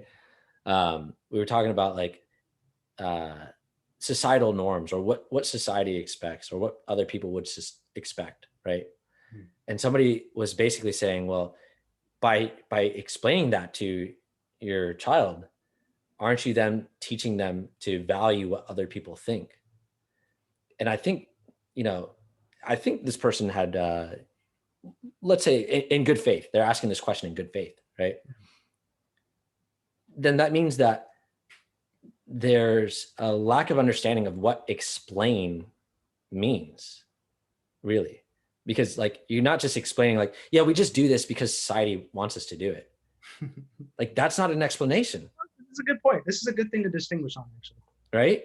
Like that's like a lot of people have a very limited vocabulary. And I'm not saying that in a harsh way. I'm just like, it's the truth. We know where we came from. Yeah. That's why we can tell the difference between what it means to have a limited vocabulary or not. Right. And so limited meaning like the vocabulary. Ooh, this is so cool to make this distinction. Ooh. Because their vocabulary is like, it's restricted. It's restricted and it's retarded. It's retarded. Yeah. Yeah. But it's restricted and also ill-defined. Oh, nice. Mark right? And here's the distinction that I'm making, right? You have to have definitions, and definitions, they're like the border of your words, but that's not a restriction, right? Not in the same way of like limiting yourself from being able to use this vocabulary in a different context. For instance, the word marry, right? You can get married to somebody else, or you can marry these two objects together, right? And they come together, and okay, now these wires are married, right? Yeah. But like, but see, that's like a creative way of using that word, but it's within the definition, you see? And so like explaining, going back to that, doesn't just mean I told him it was because society cares about that. It's really like giving the full context of understanding this is why. Here's why society expects that. And then here's why we're either going to do it this time or not, as opposed to creating this like rebellious streak within, somebody of like, oh, I was taught to always care about what others think. And, just like, I'll give a personal example. When I was a kid, I was taught to always wear nice clothes, and nice was a very specific set of clothes: khakis, polo shirt, tucked in shirt. And I'm talking little tyke here, little kid, Little tyke. Right? Little Yeah. Khakis, tucked in shirt, a belt, and I had to, everything had to be ironed. I had to iron it. Oh, right? boy. Yeah. And I never wanted to wear any of these clothes ever. I just wanted to wear what other kids were wearing: t-shirt, jeans, enjoy myself. Right. But I was told the reason why I was wearing this was because people are looking at me. People are looking at me, and they're making judgments, and they're going to judge me based on how I look. And that's really important. And that was basically the context that I got. That's not an explanation. Like, okay, so why do I have to wear this? Because people are looking at you, and they're going to treat you based on how you look. And so if you don't look good, they're not going to treat you good. So you have to present yourself. Like, you always have to be considering how you present yourself, so that, other people, they're going to take that in, and they want you want them to treat you well. So you have to present yourself well. That was all the context that I got. That is not an explanation. It sounds like an explanation. Exactly. But it's not. Like, an explanation in the way that we're using it, the way that we're saying, is give the full context. Okay, well, why? Why would they treat me based on how? Well, that's how our society is right now, and maybe that's not best. And here's really, like, to go further with that is it important for me to consider how other people are considering me or perceiving me? And is it important for me to consider how I'm presenting myself? Yeah, it is, actually. That's what it means to be an effective communicator, actually. Yeah. But that doesn't mean I have to care about arbitrarily about why or how somebody perceives me. Or you should feel bad if you made somebody feel bad, or right. It's really looking at what result are you trying to create, and that's based off people's perception of you as well. Right. It's one of the factors. Yeah. Right. And so, okay, why would it be important for me to present myself in a certain way? Because if I present myself in a certain way, then it's not about getting special treatment or like, the way that somebody's going to feel about me. It's more so about being effective in society. You'll get more. Hey, look, you can wear that. You can do this, right? But just consider, when you go into a meeting, if you wear a suit and tie, the other person is more likely to listen to what you have to say because they're going to be impressed with your presence.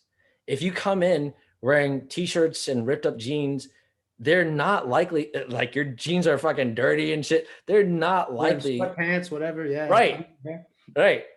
Your dick's hanging out. Like, they're not going to be listening to what you have to say. They're going to be looking at your dick. Exactly. And you're not going to get the result that you want. Mm-hmm. But that's like going into, okay, so what are you trying to get out of this? Do you care So more? consider for those of you who are listening to the first explanation Drake gave and how that made you feel. You're like, okay, cool, I gotta appease people. Versus what he's explaining now is like, oh, this is how I can be more effective with people. Right. Totally Right. different experience. It's completely different. Mhm. Completely different. You got a So, little muffled there. Oh, no, you're fine. or it's not bad, buddy. Yeah. Okay, good. So going back to that point of your ego. So you have your mind, and your mind is how you, like who you are, interfaces with reality. It's the medium for which there's interaction with who you are and physical reality. Okay. And then you have this thing called your ego. And it's like this parasite that's, it is not your mind, but it basically, because you've allowed it to take over every thought that you have, it's become your mind in essence. But you can separate the two, right? Not separate the two, but you can let go of the ego within who you are and what you do. A simple way of looking at what the ego is in an accurate way is ego equals self-interest only. Okay. And this is the system that we live in. Okay. So now I'm not talking about the individual anymore. I'm talking about the collective, the society we live in. This system is equal to your ego. So what your ego is the system in society that exists inside of you now. And vice versa. Your ego, you're going to pass that into your kids. So you end up creating society as self-interested only. And so when we're talking about the way that this is enforced, this is reflected in society as the Nazis weren't even necessarily the ones initially pulling the Jews out of their house and beating the shit out of them, all this stuff. It was the neighbors, it was the people, right? It's not even the employee necessarily, or sorry, like the police officers or whatever the case may be, that are enforcing these particular restrictions on freedom. It's like our neighbors and the snitch lines in Canada and all this stuff. The other person in the grocery store also shopping. Exactly. Yeah. Exactly. Right. It's not the person who really gets. I was going to say they don't get rewarded, but the artificial reward is in their mind that they're a good person because they reprimanded you. Yeah. So what I'm saying is with this ego, it manifests itself as a voice in your head. Okay, where what I've mentioned before that Drake was mentioning is like we become our own slave masters. It's like the thing that kept you that one or two times from smoking weed for the first time or taking that first beer or alcohol at a party was because your parents were like, don't do it. If you do it, it makes you a bad person, whatever. And then that plays in your mind when you go to the party and your friends are like, yo, you want to hit this? You're like, Then you have that thing playing. And you're like, you're a bad person if you fucking touch that joint. The commercials or that person who came into your high school or grade school classroom who was like, don't smoke weed, it'll kill you, or like whatever. Right. That is now speaking to you in your own voice. Okay. And that and that's what keeps you from doing the quote unquote bad deed that you were told is a bad deed. So here's the experiment. Oh, I'm so ready for this. I'm so ready for this. Hey, wait, It's very simple. Before we do the experiment, I just want to say, Asif, I fucking love talking to you, man. Dude, yeah, this is actually a lot of fun, dude. I'm having so much fun. It's amazing. Yeah. All right, hit me with this shit. Let's go. So if you just, and don't say anything out loud. Okay. Okay. And it's a very simple experiment. It's kind of fun. Don't say anything out loud. I'll ask you a question. Those of you listening, respond in your mind. Okay. Respond in your mind. Okay. What is 10 plus 10? What is your full name? Okay. Drake. Yes. Whose voice did you hear inside your head? My voice. How? There was no sound. So this is a great way to look at how you've manipulated yourself into thinking that your thoughts are your own because they're coming in your own voice. It's full fucking loop, baby. And this is what's called subvocal. You can look up the word subvocal. Yeah. But it's like you're speaking yourself in your head. And that's the thing, that you've become your own police officer. You've become your own, teacher, parent, whatever you want to call it. The thing that keeps you in line is not even society anymore. And the best example of that I love in society, like on the societal level, it's this experiment where there's 4 monkeys. I told this before. Tell me if you remember this, Drake. There's 4 monkeys with the ladder and the bananas. And like there's fruit at the top of the ladder. One monkey tries to climb the ladder. They all get sprayed. And then I guess one of the monkeys is removed. They put another monkey. First, I'll walk you through. Yeah, help me. So a monkey sees the bananas. They go to climb the ladder, and the the scientists, they spray that monkey off the ladder, and they spray all the other monkeys, and they keep doing that. So the monkeys learn, like, hey, like let's stop anybody trying to climb the ladder, because then we won't get sprayed. So then a monkey starts to climb the ladder, and they throw the monkey down, right? So then eventually, so they keep trying that, and they stop spraying the monkeys. No more consequences to climb the ladder, but they still keep up the behavior. Yeah. Right. And then the next level to it is they start swapping out the monkeys. So monkey 1 gets replaced with a brand new monkey who doesn't know the rule. He starts climbing the ladder to get the fruit, and the monkeys tear him down.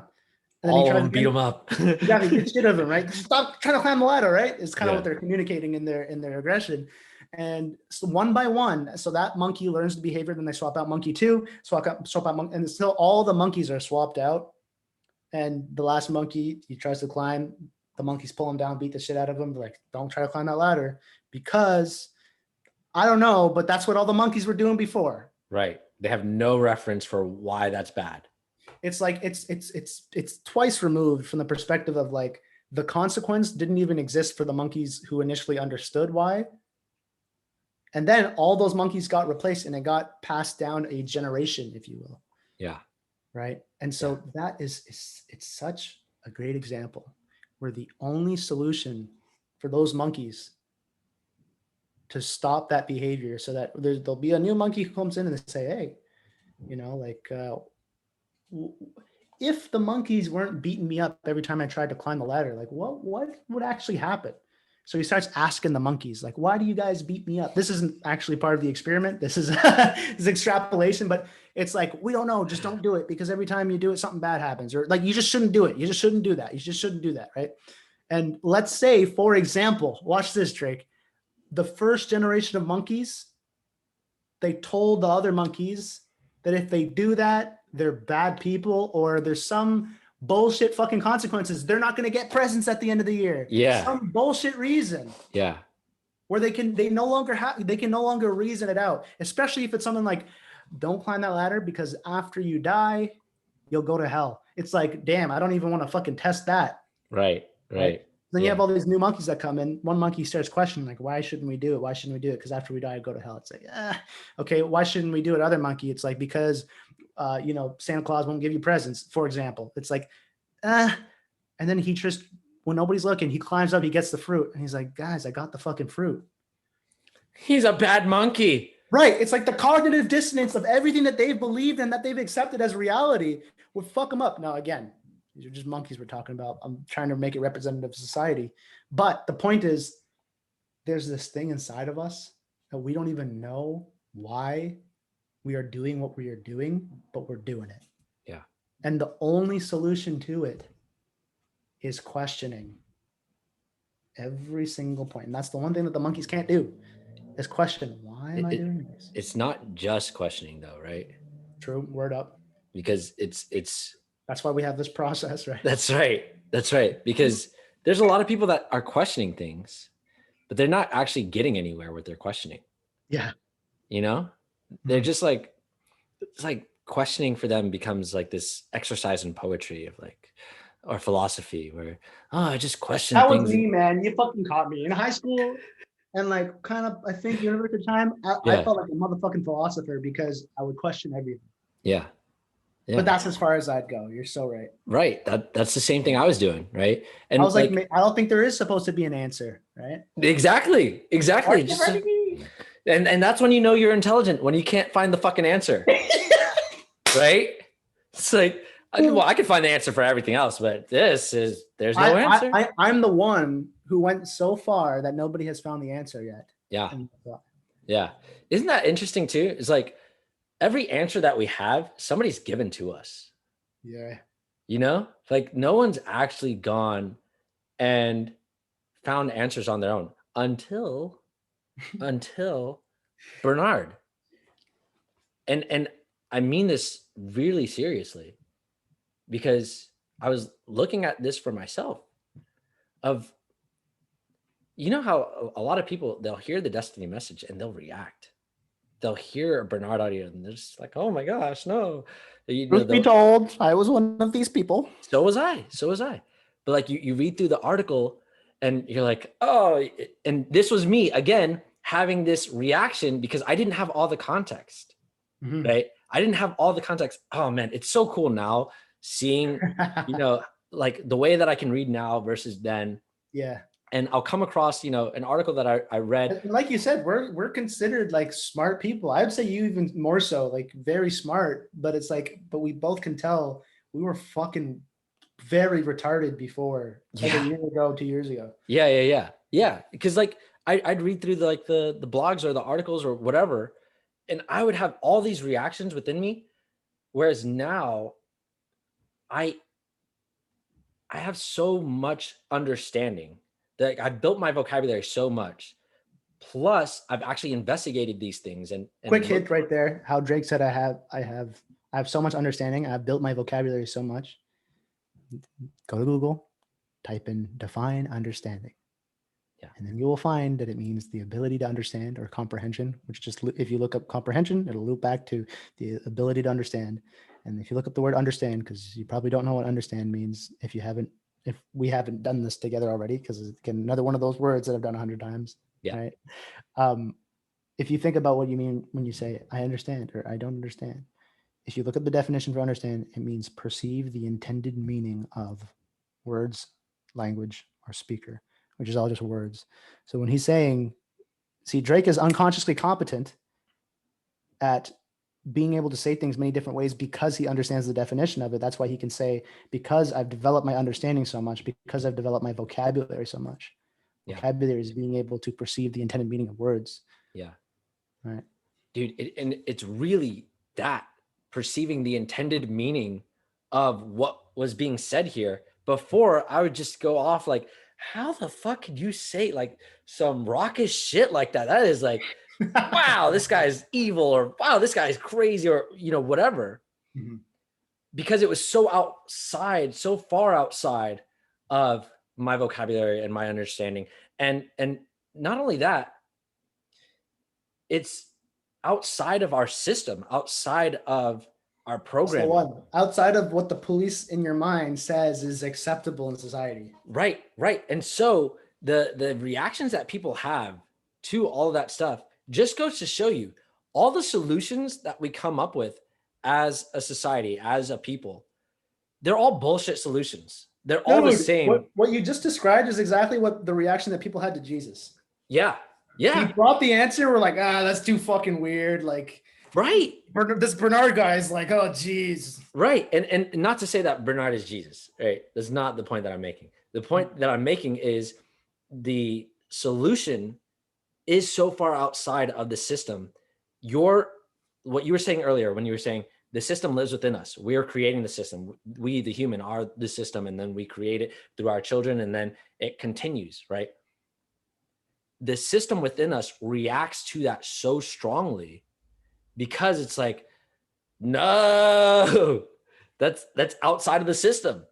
You can't even fathom of anything outside of the system. And so it's like, oh, that must be communism. That like you try to box it in to what you already understand. And that's not understanding.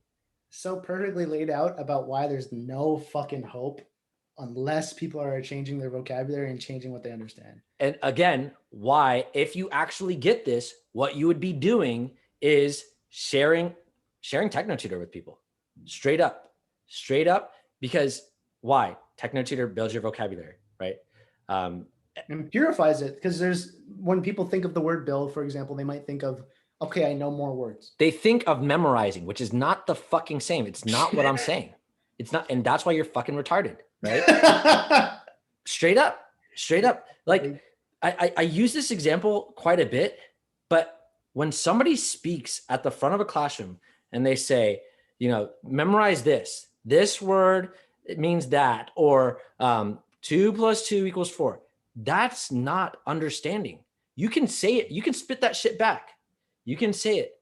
But real understanding is being able to, like, in the context of 2 + 2 = 4, being able to go, I know what 2 is. I know what that represents. I know what all the numbers represent. I know what the word plus means. And so when somebody says, well, what's 2 + 2? You not heard the answer before, but you can get to it logically because you have the understanding. That's real understanding. That's real, like, putting that knowledge to use and, like, being able to do something with it, versus this is what I was taught and I just repeat it back, which is the fucking education that everyone has. And they call that an education. That's not an education. And go ahead. What it really is probably going to be the title of this episode. And is a recipe for disaster. Because let's start looping everything together, okay? I like that. Recipe for disaster. You have... Hang on. One more thing with that. What we consider an education as a society is, like, most people that I speak to, they think just going to school. They think just reading a book. They think that's an education. Not understanding education is really literally everything that you understand. Well, actually it is. It is everything that you understand. Okay. Why? Yeah. Why? Because education is every word you can spell, comprehend, and process. Right? Which is literally understanding is all the words, or being able to understand the intended meaning of words. And so where the word perceive comes in, of being able to perceive the intended meaning of words, is being able to process the intended meaning of words. Right. So a real education then is literally everything that you have in your environment, everything that you can conceive of, everything that you come into contact with, everything should be considered education.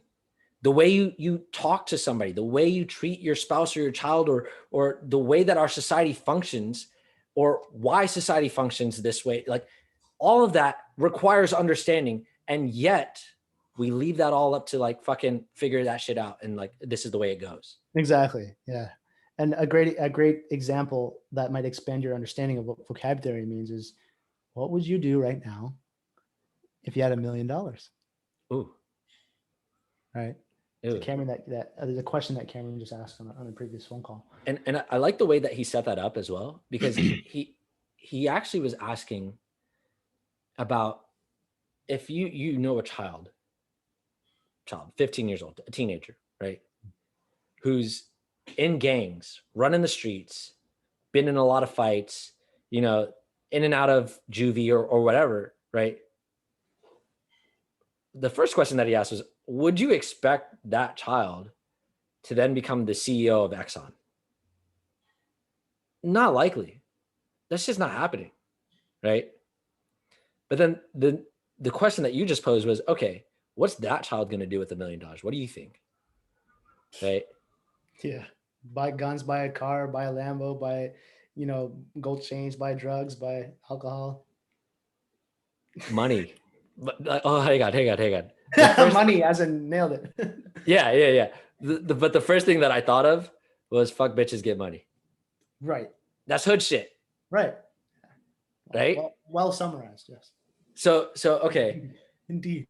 But the example that he gave was, like, you wouldn't expect for that child to say, like if that child were to say, oh, I'd buy a property, buy an apartment complex, probably going to need some to fix up the bathrooms or the washer and dryer units, and just do some renovations. And if I fill it with the proper tenants and find the right people Right. to do so, then I should be able to make a profit of about 10%. So I'll be making basically 10% of $1 million per month or per year, and that divided over 12 months is a good amount of money so I can survive, so that I can provide for myself, and maybe I'd be able to go on and do bigger and better things based off.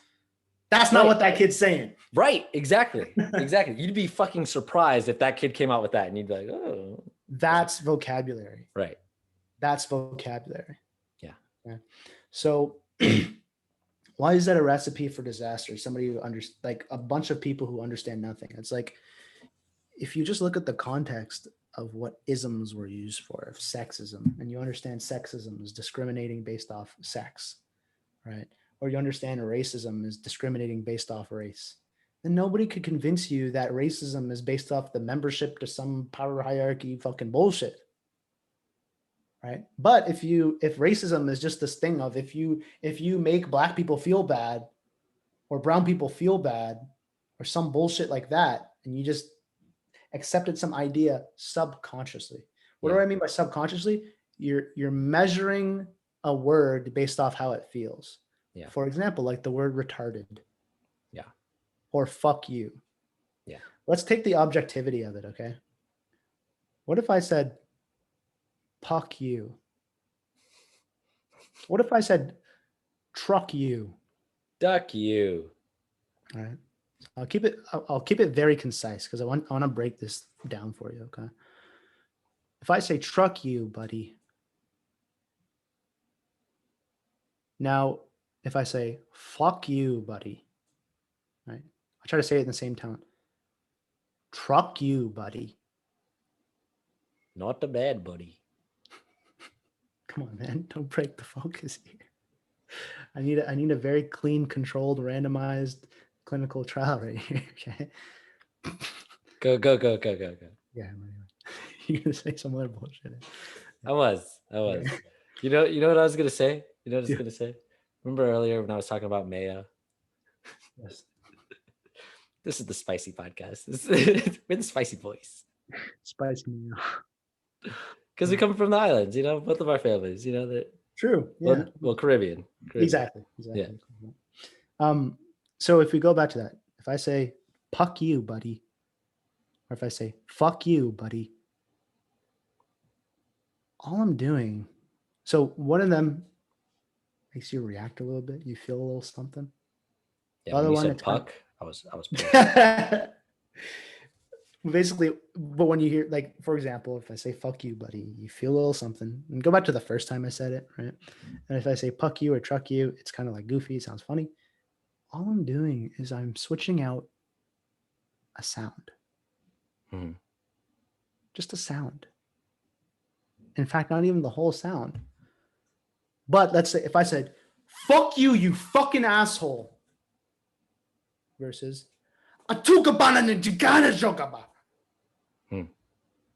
it's like I was conveying the same quote unquote energy or whatever people want to say, right? But the truth is, just because I was making different sounds, you didn't feel the same way about it, regardless of how you felt. I know you felt different. Yeah. So the point being is to isolate the variable of if you're reacting to the word retarded, if you're reacting to the word fuck you, if you're reacting to the word race, you're racist, you're a bigot, whatever. Even if you're reading it, okay, because you say it to yourself sub-vocally, right, in your mind, you're just reacting to a sound. Yeah. You're not even necessarily reacting to what I'm trying to convey to you, because when I say, like, you could tell that I'm mad at you, but it won't get you the same way. Yeah. As if I called you a racist, fucking bigoted asshole, right? It's like, oh, because you're just reacting to sounds. That's why it's very, very important that you use TechnoTutor, because you can extract the reactions to sound out of your processing. When you hear something, you can take away that reaction to the sound. You say something? Yeah, no. I wanted to do my own experiment, right? Oh, shit, dude. Yeah. Are we quacks? Are we quackheads? Is this quackery because we're doing our own This experiment? podcast is full of quack. Full of quack. Come get your quack fix. Right? But if I say the word nigger, you definitely felt something. Can't say that shit on here, man. But if I say bigger, right? Trigger. Right? But the emotion that you feel within that of like, holy fuck, he just said that on the podcast. That's taboo. That's so bad. Oh, but wait, it's okay because he's black. Like, whatever the case is. It all runs through, yeah. Yeah. But like, why do we have those emotions? Oh, that's bad. You can't say that. Why? Because of the history. And okay, what does that have to do with like how are we using that history, or how are we using anything really to support us, to support our society? Are we actually doing anything about it? Okay, yeah, you shared with me the history. Are you doing anything about it? No, you just can't say these words. No, you just got to accommodate these feelings. That's not a solution. That's not acceptable. Right? Like, got him. Consider, really take a second for a moment. Where are we going as a society? Actually, be honest with yourself. Did you like the way that you were raised? Do you like where we're heading? Do you like what you see going on in the media? Right? But what the fuck are you doing about it? Oh, well, I'm just doing my own thing. That's not a solution. Just don't say those words. That's not a solution. Don't call me that. That's not a solution. Why do you react to that? Why do you feel something for that? If a homeless person on the street starts shouting random obscenities at me, I don't give a fuck. Right? And you shouldn't either. You feel the same way. You know, like you just say, hey, that person's crazy. That person's crazy. You don't feel anything by it, right? But that feeling that you come up against, it's part of what keeps the system in place, in check. Whatever that feeling is, it keeps the system in check. But the bigger point that I'm making here is, if you think, and we talked about this a few podcasts ago, if you think you're just going to do your own thing, become an actor, musician, a construction worker, whatever the fuck it is, I don't care. Doesn't matter. Insert your thing here. Before you hear what Drake's words and you just say, haha, he didn't name my shit subconsciously, and you get away with it, insert what you're doing that's not focused on a solution here. Perfect.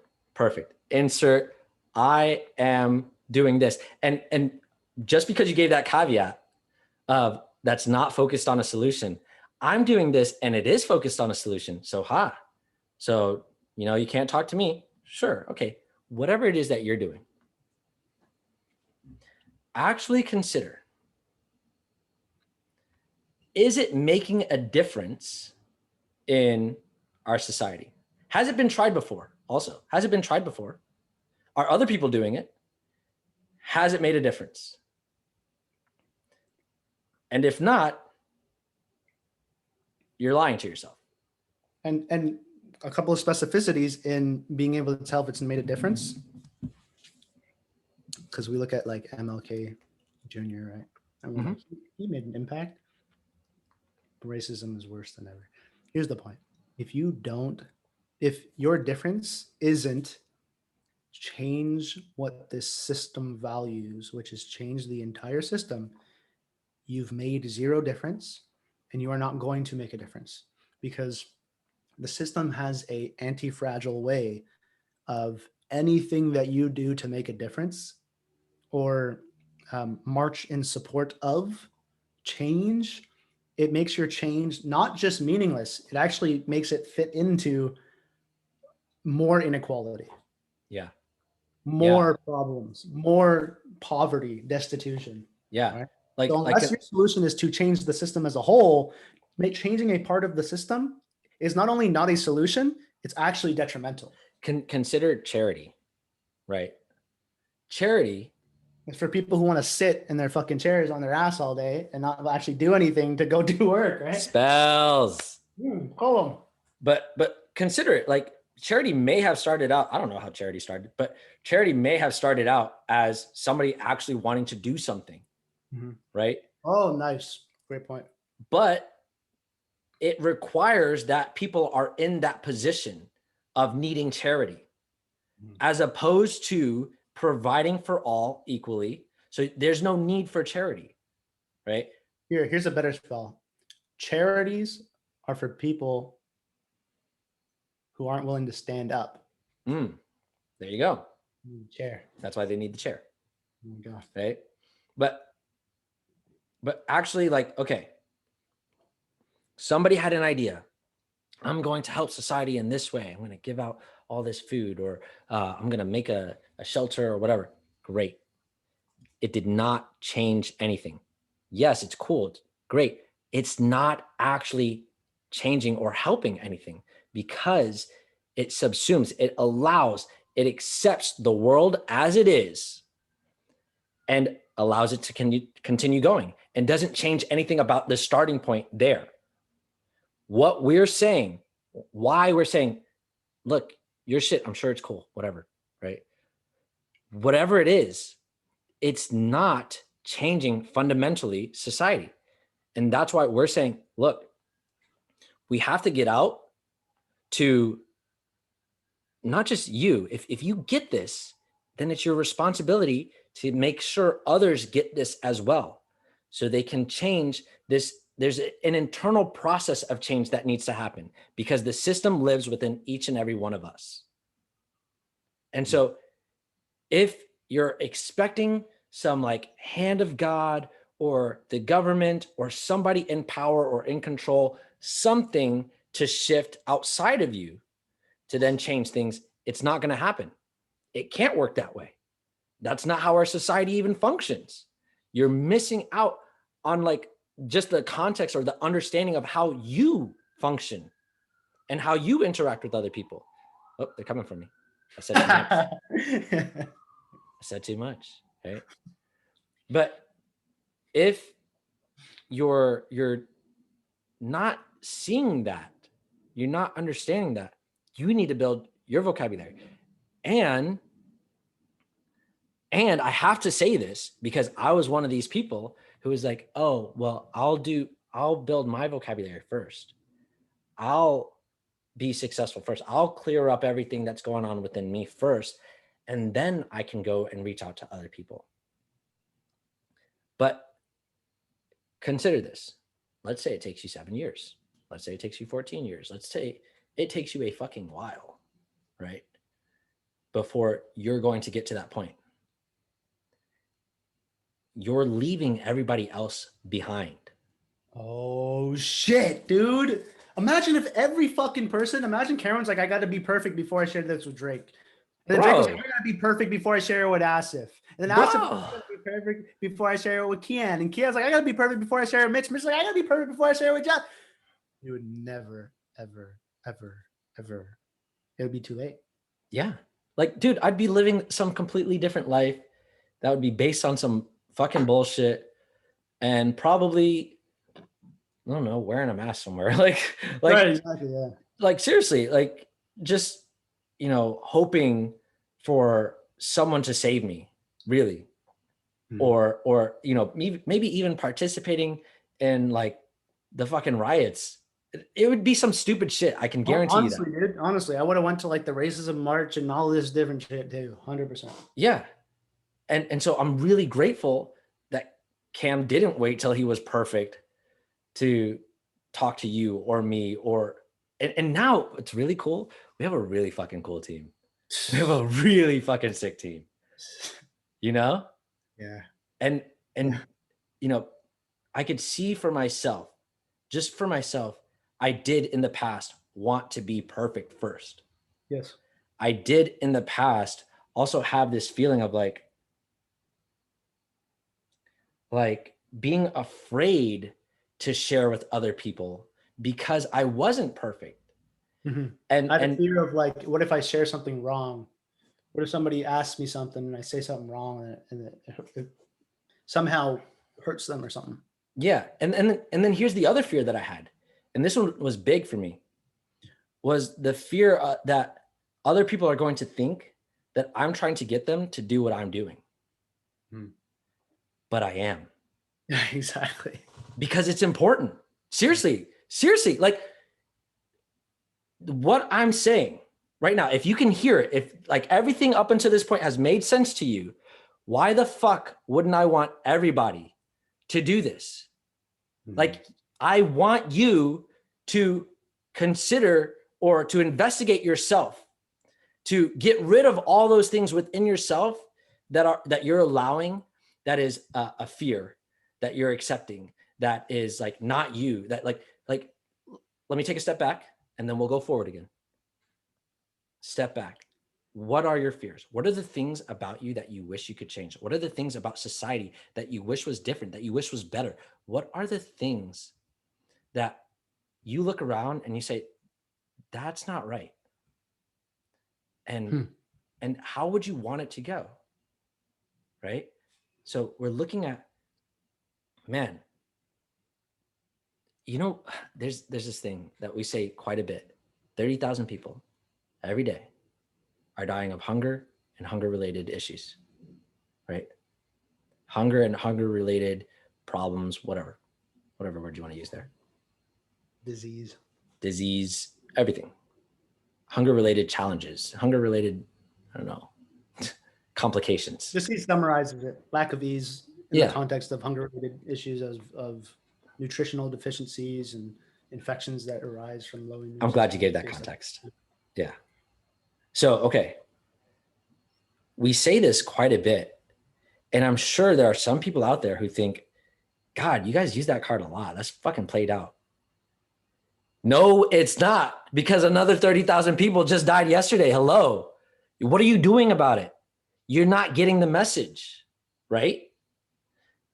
So, okay.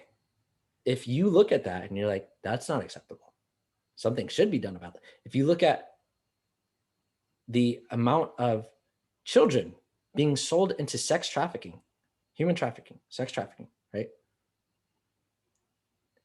On a daily basis, you look at that and you say, well, if that's acceptable to you, that's fucked. That's fucked, right? If you look at these things and you want for them to be different, if you look at in your own community, in your own family, what could be better about it?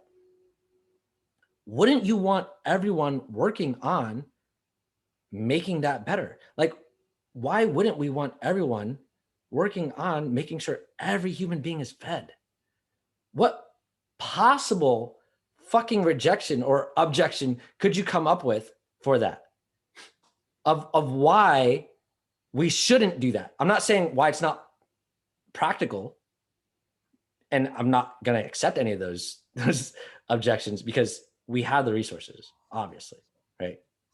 Like, what was it that we were looking at? That was, they were proposing climate lockdowns, right?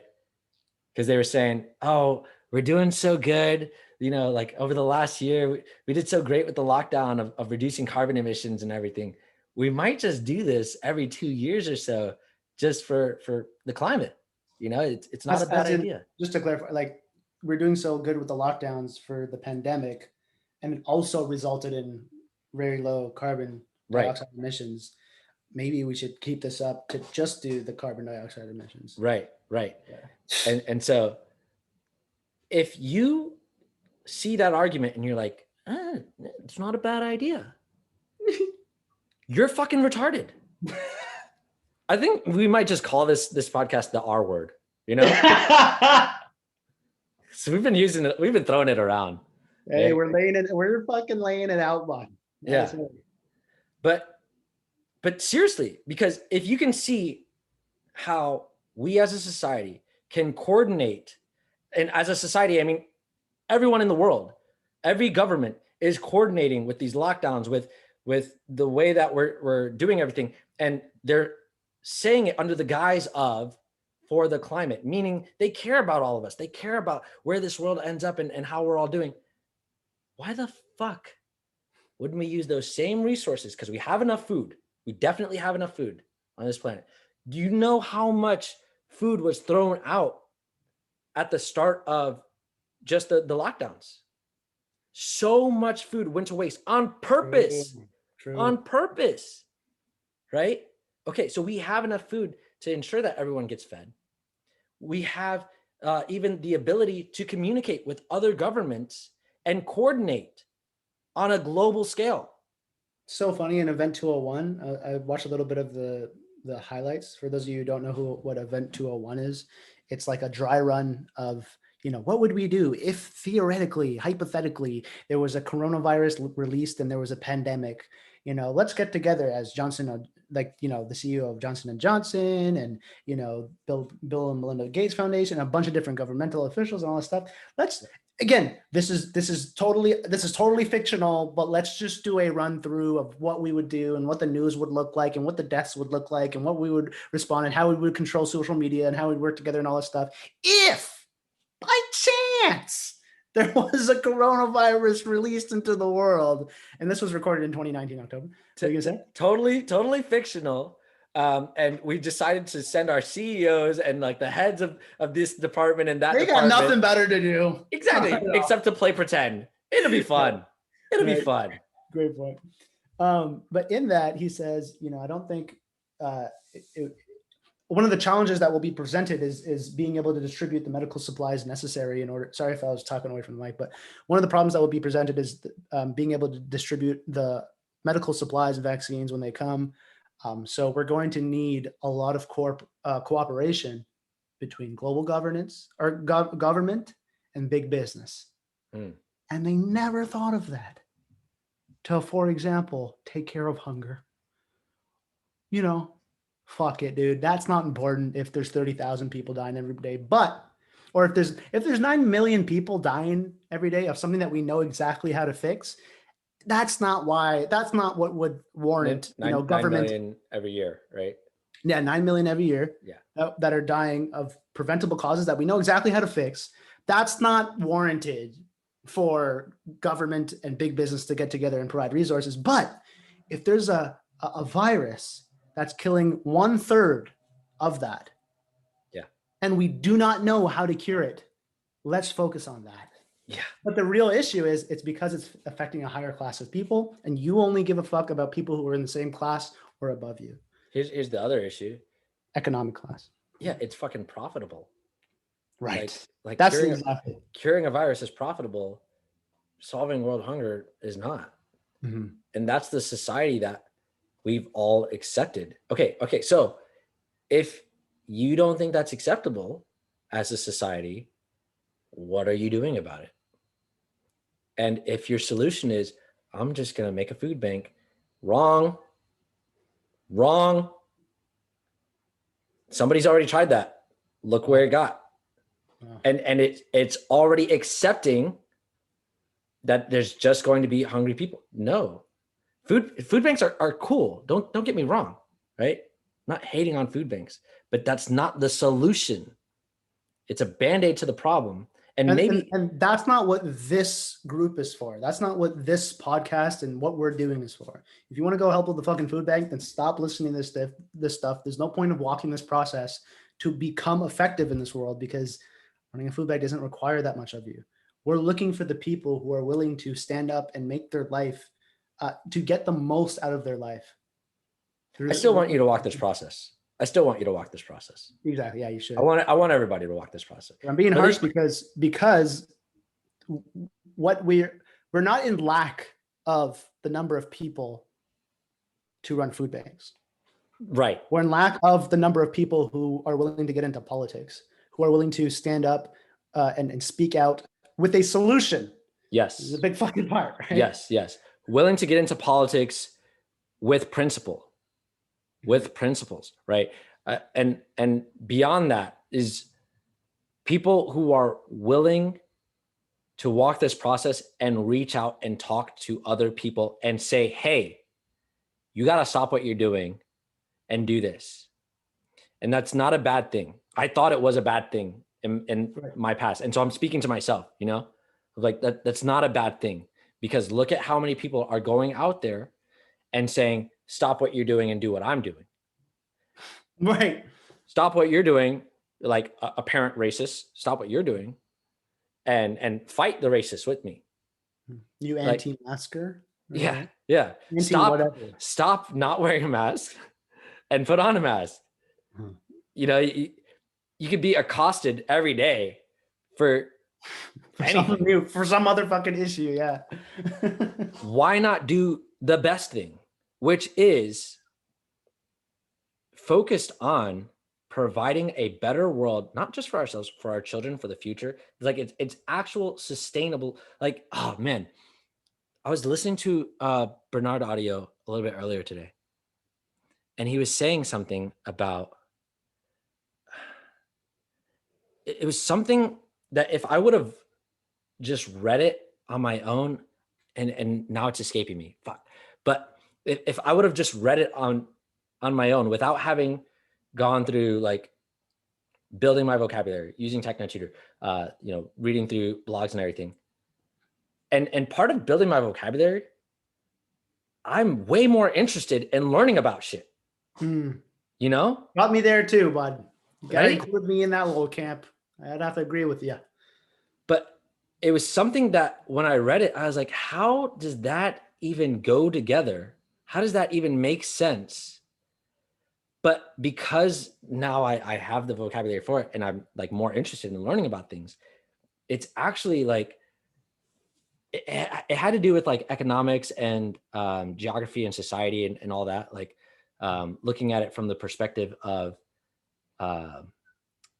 like a more monetary standpoint. But it was making the point of like humans are some sort of resource. I'm butchering it right now. It'll come back to me later, right? But if I would have read it in the past, I would have been like, what? That doesn't even make sense. But reading it now, it was like, that is the definition that they use in the textbooks. Like it's the literal definition of, fuck, I'll remember it later. I'll remember it later. I'll tell you all about it. And then it'll fit together really well. Yeah. But go ahead. Okay. Here's the important thing to consider. The cost of inaction is so fucking massive that what you're accepting and allowing to happen of the children of this world is going to fuck you over so hard when you grow older. Yeah. If you consider the simplicity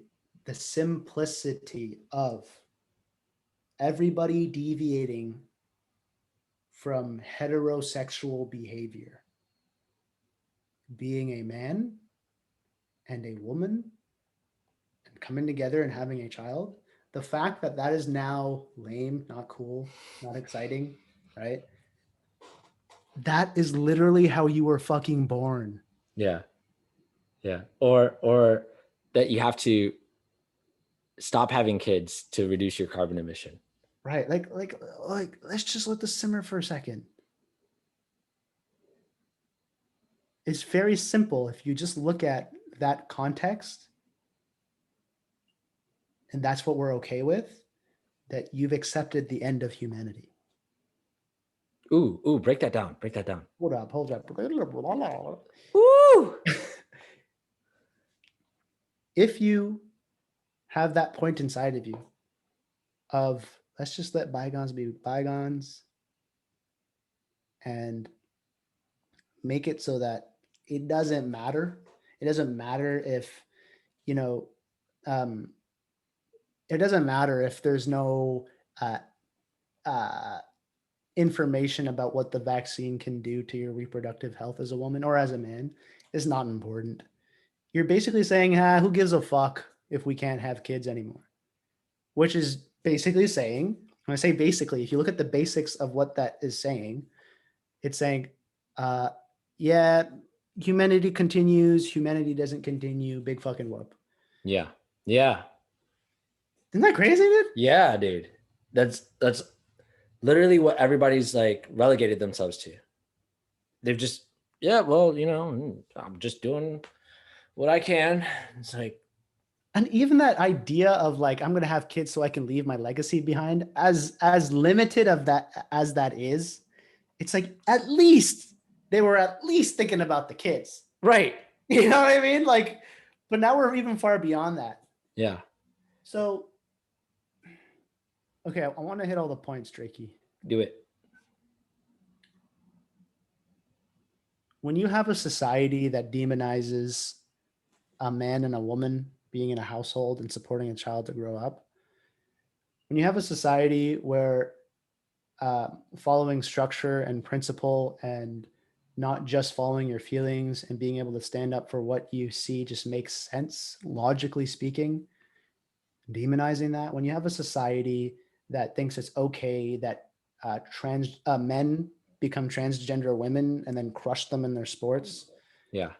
when you think it's okay that we should dumb down testing to appeal to the fact that there are people who don't see value in reading and don't see value of education, when you accept a society that anybody who questions a person of color or a black person is racist, this is a terrible fucking recipe for disaster. Yeah. What Abigail Schreier talks about, one of the things she talks about is how doctors are their livelihoods are being threatened for if they ever recommend against a child's decision to transition or to go on hormone therapy and things like that. Yeah. That it's like a violation of their human right. And this is in America, Canada, their livelihood is being threatened. And this is doctors who are saying this, right? It's fucking crazy. It's like, you can't tell me that there's not something going on, because it's like, we won't let children drive. We won't let children buy their own houses. We won't let children take a vaccine even. Right. I guess it's happening now. But if they want to chop their dick off and fuck up their reproductive system forever, it's totally cool. What? Right. Yeah. So just putting it all into context, beyond what we're looking at, okay? And this is how you know you fucking got God, okay? Don't get pulled into these stupid media stunts about racism, about whether the police was right or not.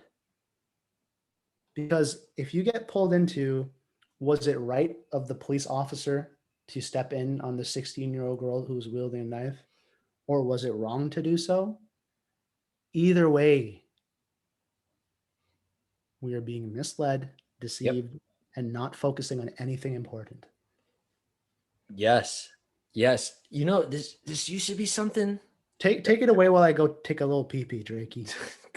Go for it. Go for it. I'll wait here until you get going. This used to be something that we used to only see during during political debates, where it was something that just like, oh, when you are looking for the candidate that you want to vote for, just base it basically on, is this candidate pro-life or pro-abortion, or is this candidate, going to be pro-gun or anti-gun, and just basically like conjuring up all these arguments that were very myopic in comparison to the greater scheme of things, because it's not considering what actually matters, and what actually matters being the society at large. Again, I was watching this Barricade Garage video earlier today, and in that video, he was saying a two-party system is retarded if you have a united country. There's no need for a two-party system because it's just asking for division, right? But if everyone is actually united in, for instance, doing what's best for all, and that's really what we're getting at this entire podcast, is let's be united in doing what's best for all. Obviously, it's not best for all that somebody is starving or not well educated or doesn't have a home or their parents are abusing them. None of that stuff is best for all. So we're saying let's be united in doing what's best for all of us, for each other. And that includes anybody. Like, there are people who experience real, like, mental disorder of I will not feel okay unless I am dressed like a woman and wearing a wig. There's actually a great podcast where I think it was a male who transitioned to a female who dresses like a female but didn't have to change their body parts. They're like, I know I'm still a man, even though I'm Yeah. dressing like a woman. I know I'm still a man. Yeah. And I don't have this really limited idea of what it means to be a girl or what it means to be a boy. Yeah. Right. Like if a boy puts on a dress, that means she's got to be a girl. It's Yeah. like, no, boys can wear a dress and it doesn't mean anything special. Yeah. Right. But it's like that person understands, like, I'll just be honest. I have a mental disorder. Like I just don't, I feel really fucking weird unless I pretend to be a girl. I think it's something that happened in my childhood. I know I'm a man. You don't have to call me anything. Like if you make a mistake, I'm not going to feel bad or anything like that. You know what that sounds like? That sounds like people with like OCD, and they're like, look, I know I have OCD, but I have to wash my hands. I have to wash it 2 times. I have to complete the cycle, whatever it is, you know? It's like they're aware of it. Mhm. And that's not to say that that it's just something that they have to live with and that it's acceptable to go about that way. But they're But the point- aware. And the problem is when we trivialize it to, oh, it's like now a fad, Right. where there's teenagers and younger kids who are reporting that they feel weird because they're just a straight girl. Yeah. They're like, they feel no longer important. They feel lame. Yeah. That the percentage of children reporting transgenderism in a couple of particular school districts has risen to 20%. 20% Wow. of children. Yeah. 1 out of 5 is being reported some different gender. But just going back to like the point of that you were making before you left was, look at all these things of whether you get caught up in the police officer was right or wrong, wearing a mask is good or bad, or whatever the case is. They've split us on all these stupid little topics that really have no relevance to your life. They really Abortion, religion, like you were Yeah. mentioning, the liberal, conservative, Republican, Right. Democrat, all that stuff. It really has no effect on your life or society as a whole, we as humanity. What really does have an effect is, how are we raising our kids? What education are we providing them with? And again, education is not just, oh, what books are you reading or what school did you go to or whatever. No. Do you understand what an emotion is? Yeah. And do you If understand? you're experiencing some kind of something inside of yourself that is making you very angry or whatever the case may be, do you know how to deal with that? Do you know how to breathe through that and take it apart? And that's really cool. That's really cool. But also, and that is education, but also, how does society function? And what is our role in society? Because we're not here alone by ourselves. Consider this. You are an individual, but if you were here by yourself, would it actually be the world that you want to live in? Would you actually just want to be here alone for the rest of your life, however long that is? Let's say you live another 100 years, never seeing another human being, never talking to him. There's no, and you also have to consider, no new art will be created, no new movies, none of that stuff, right? And so, and if you're the person who's thinking, yeah, I think I could just watch Netflix and watch the old movies, like, until I die. It's like, come on, man. Like, if you had that thought, just you're not considering life. You're not even living. You're not here. If that's the way that you're thinking, you're not alive. And I don't think that that a lot of those people would be listening to this or even get this far into it, But really consider, like, who we're talking to is not that person. And so a lot of people are going to hear this message, but they're not going to do anything about it. they're not going to listen, right? And there's going to be those people. Okay. But that doesn't mean I stop. That doesn't mean Asif stops. That doesn't mean that what we're doing isn't worth it.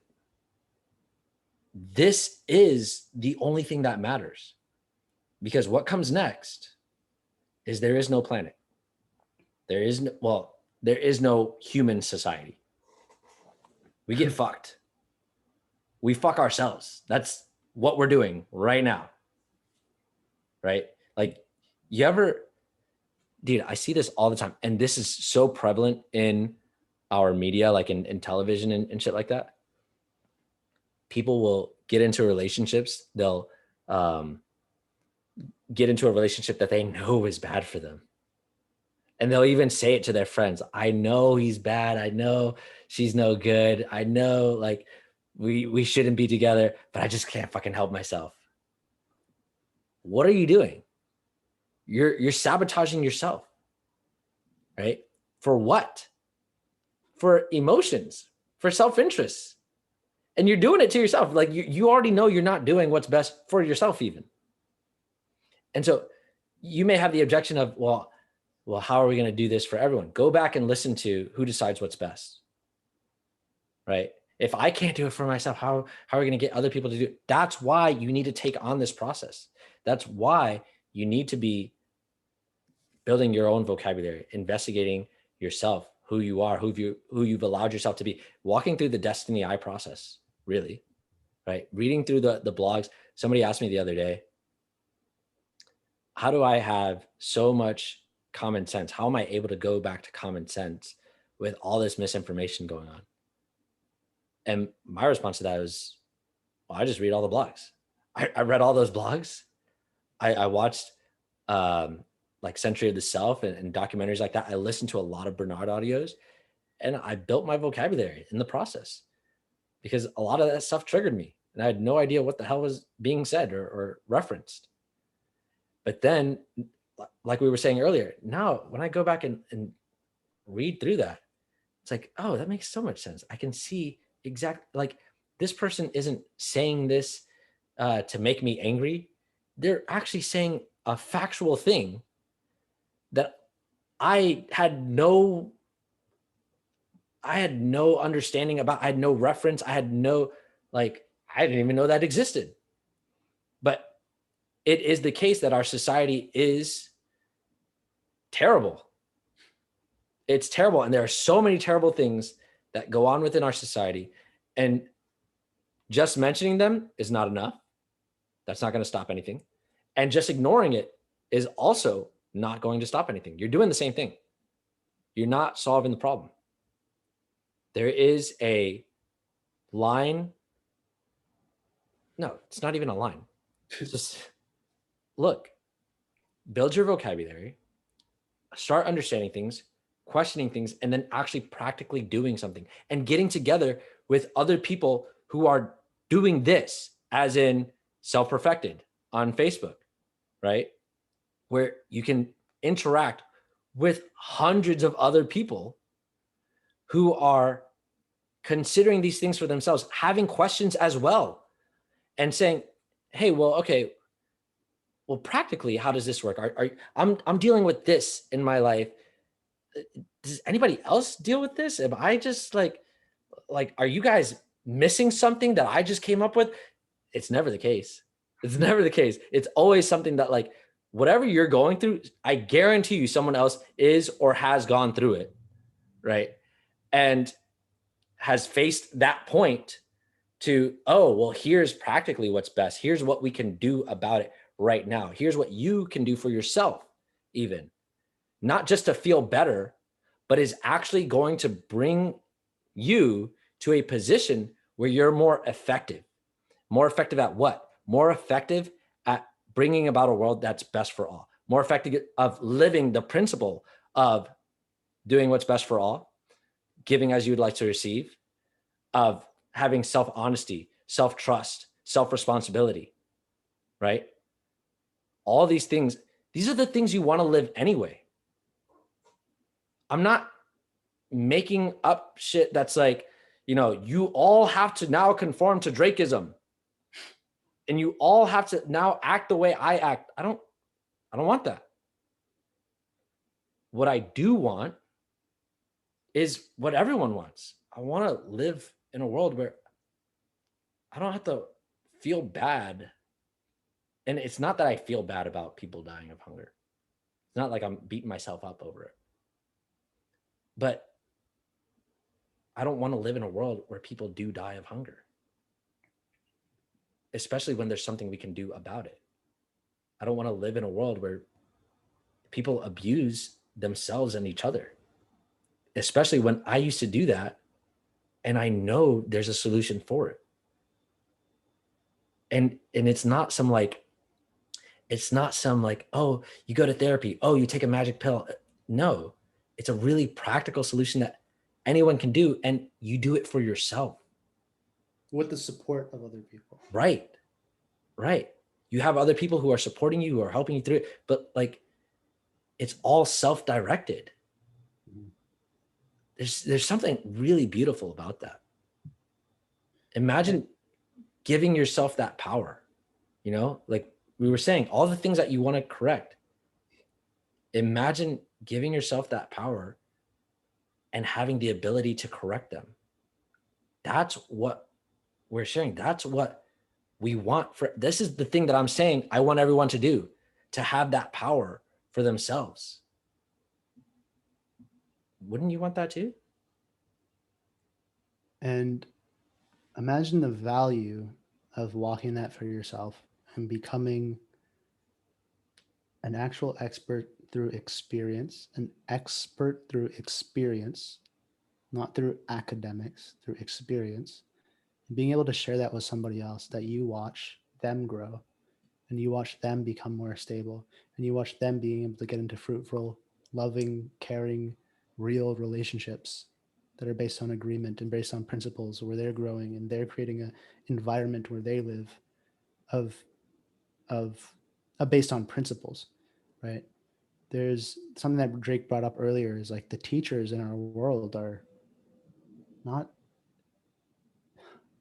we've given them the responsibility to raise us and teach us and our children based off the stupidest measure of what would qualify you to teach children and or teach anything.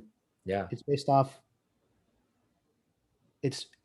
memorization. It's based I wish I wish there was a more visceral word that I could use to describe how silly it is, but it's like, it's specifically not based off. It's based off of Simon Says.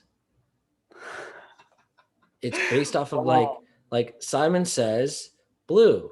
Okay. Simon Says, put your right hand on your head. Okay.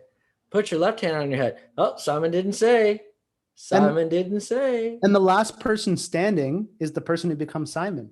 That's right. Who's now allowed to say Simon Says. Now you can lead the class. Because you did a great job being able to listen to Simon, right? That's awesome. Yeah. So this is going back to the point of empiricism and how it is specifically frowned upon to follow what you've observed in your personal clinic versus the research. It says, trust the research, don't trust your personally observed trials, even if they're trials. And here's the funny part about it. It's like, we're specifically taught, hey, don't listen to the business professor who has their master's in business administration. Listen to the academic doctor, not the one who necessarily has the best health, but listen to the one who has studied. Right. And who have proven that they're willing to do what Simon says. Yes. Right. Yes. Rather than who actually gets results. Yeah. Right. And I remember I made this video that like on my YouTube channel of what qualifies me. And the way you should measure if somebody's qualified to speak about something is the same way that somebody qualifies for the Olympics. There's a qualifier. You get the result. Yeah. Right. Yeah. But our society is in reverse, where it's like, don't trust the actual practical solutions. Don't trust when people are telling you, hey, this is something you should do. This is more so about let's raise awareness for ALS. Let's raise awareness for breast cancer. Let's raise awareness. Let's raise awareness. Let's do a 21 fucking push-up challenge for 21 days and then tag other people so that everybody does push-ups and nobody gives a fuck about, you know, cerebral palsy or whatever it is. Let's just raise awareness ad infinitum. How much awareness has been raised? Like, how much awareness can you fucking, like, we're fucking aware. Hello. You're so aware, you're unaware. So aware, you've just lost fucking awareness. Noise, right? It's all noise. It's all noise to the point of like, okay, you know what you're really raising awareness for? Oh man, this is so fucking good. I'm so glad you brought up this point. You know what you're really raising awareness for? You're raising awareness that there is an entity out there. There is an organization that wants money for this specific thing. And so you become the mouthpiece. You become the marketing piece of this organization. I'm not saying company because they're usually like, you know, 501Cs. Right. Yeah. Right. But you're raising awareness on their behalf to raise them money. That's what the fuck you're doing. Like, let's real quick hit the BLM thing, right? Because they raised a lot of money. I'm so excited. They raised a lot of fucking money in the name of George Floyd, Breonna Taylor, et cetera, right? You know what's so interesting, especially about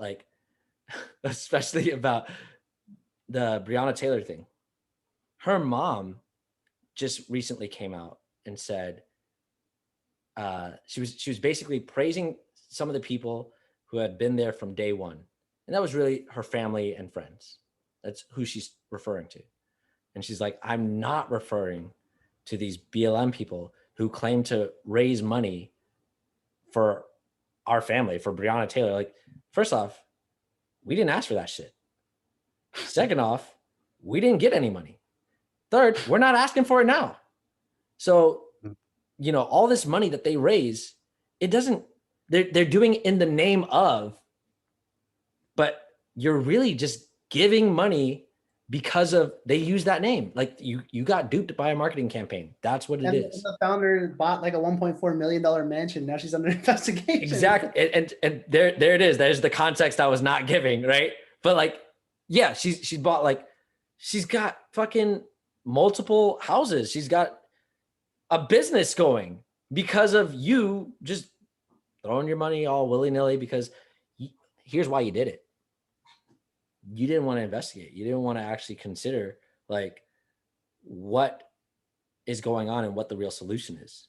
You thought throw a little cash at it, throw a little, just like at the club, or throw up a profile picture, a blackout profile picture, throw a little profile picture, just like, yeah, there you go, problem solved. Wow, look at me, I'm so fucking great, you know. We're not suggesting that. You can't throw cash at us.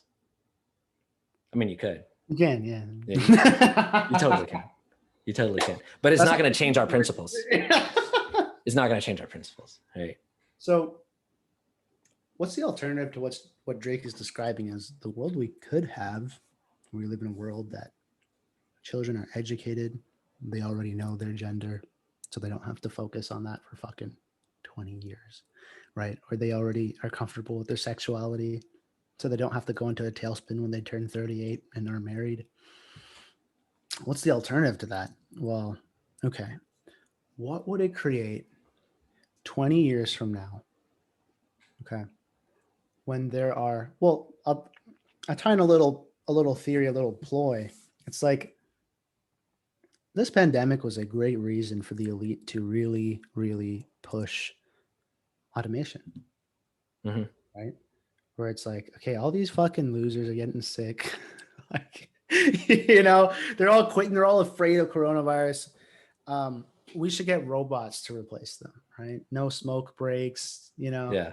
You know, no disease, no fear. So they don't get pregnant, right? Yeah. Take maternity leave. So while that's happening, going back to that point that I was making about how there is the most degrees given out and the education levels are the lowest. Yeah. It's like there's so many more degrees being given out in Latinx studies and gender studies and critical race. Is that how it's pronounced? Latinx? Latinx probably, where it can be an A or an O or whatever. But the point being that if you have a degree in one of those fields, you can't fucking do anything. Yeah. You can't make money. You're not useful in the workforce. What can you do other than complain? There was Mailat was telling me about this this guy or gal, I don't know. I think it was a guy, but they were in this Middle Eastern class and they were supposed to write a paper, and the person decided they didn't like the class.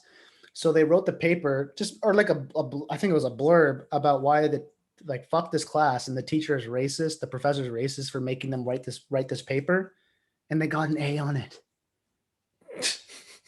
Okay. Because that's what's being rewarded. Yeah. So you have an entire generation and more of people who are programming to not be of any fucking value of being able to create anything in this world. And they're being programmed to see everything through the lens of race. What does that mean? It means that there's a brown or a black dude who, gets flipped off by somebody passing them. And they're like, what a fucking asshole. Like, they're racist. This society is racist. Everybody's out to get me. And then it's like, the white dude is like, dude, I've gotten flipped off before. Like, who cares? Right. There's just some dicks. Like, you know what I'm saying? And right. So the point being that when you're trained to see everything through race, where the starting point is like, how can I explain this misdeed or whatever it is based off somebody's skin color? You know, it's actually really, really sad. Like, consider the following. You remember that? Bill Nye. Yeah. Wakey, the DJ guy. But just think about you being a child and no one explaining anything to you. Like, do you remember those moments when like adults wouldn't explain things to you? They'd be like, yeah, you'll get it when you're older. And like how that feeling of confusion, oh my God. You know, feel so like infantile, so it's like meaningless. Yeah, like no one cares about you, right? Yeah. Now, imagine the explanation that you get is like substandard, like what is actually being given in schools and in college and just in society in general. What they're being programmed with is a substandard understanding of the world around them. And it's literally, and I mean this sincerely, it's retarding the society. Like, imagine your kid was purposely made retarded. Imagine all children being purposely made to be retarded. Cameron made this great point of, rest in peace, Cameron. Yeah. Rest his soul. He made this great point of like how people have this idea of like, your child is just a genius or not. But he's saying, which makes total sense, right? Which I've seen for myself. It's like, you can engineer your child to be a genius, to be very smart in the same way that you can. So there'll be a little break in this just because Drake's hard drive got full, but just picking up where we left off. Cameron was making this point, and I was just saying RIP. I mean, to make sure we got that in there. Rest his soul, Cameron. That it's hard for people to consider that you can engineer a child to be smart and to be a genius, right? It's just like a flip of a coin. You got lucky, right? But you can specifically, there are specific things that you can do to make sure that your child is smart. You can program your child to be a genius. You can program them to be smart in the exact same way that you can program them to be stupid, which is what is happening on a mass scale. And by the way, this is not a new idea that you can engineer your child to be smart. John Stuart Mill, who is looked at as a very intelligent person, his father knew early on, hey, I can engineer. He was experimenting with, can I engineer my child to be very intelligent? And he did, right? And so why don't you know about that today? Why don't you know that that's something that can be done? And what's like most people's reaction to, you could, every child could be a genius. Oh, no, not everyone. Some people are just born like with certain skill sets and they're better than others. Like, if you're 7 foot, you can be a basketball player, but if you're, 5'4", it's not likely. You could be really great at basketball, but you're not going to be in the NBA. You're never going to make it to the pros, right? But we are not even competing in like kindergarten basketball in terms of intelligence. Yeah. You know what I'm saying? Like if you really take things to its furthest extent, like if you put men against women in the height of physical activity, yes, men will come out on top because they have specific physical genetic differences. But it's like we aren't even close to expressing the to the degree we aren't even close to expressing smarts or intelligence to the degree that you would actually see differences in people, right? There's the general points that you'll see of like STEM, like science and math and all that stuff versus, other aptitudes. But in terms of what people use as an objection, it's like really, really, really irrelevant or negligent. Yeah. What we're operating at right now. Yeah. 100% agree.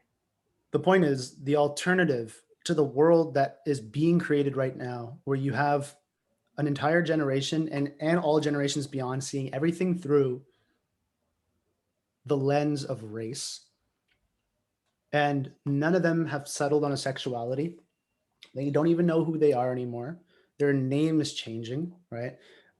Right. They can't even settle down on one gender that they're going to be for the rest of their life. It's like it has brought us down to this level of humans being so dysfunctional and kids being educated where they can't do anything effective in this world. It sets it up perfectly for everything to be controlled, by robots, by AI, all this stuff, because those are all the kids that are going to be responsible for making the high level decisions. All the 15, 20-year-olds now, like all the young adults now who are advocating for all this stupid shit are the ones who are going to be the political leaders. Yeah. Whoa, holy fuck. Yeah. Right? It's like those are the ones who are going to be making the decision about your pension if you're still working a job or whatever, right? It's like, not going to be a pension. Let's just get that straight. But the point is, they're going to be the one who are making all the highest level decisions that they can't even process the fact that people do things for other reasons than just to milk some power hierarchy based off some faulty definition of racism. What's interesting about that is that if they get into that position of power, what are they going to do? If that's how they think power works, what are they going to do? And even if they think they're going to do something differently, what's their starting point within that? Like, where are they coming from within that? It's mostly like just they're thinking of it as, I have to keep this power now. I have to keep those bad guys out of power.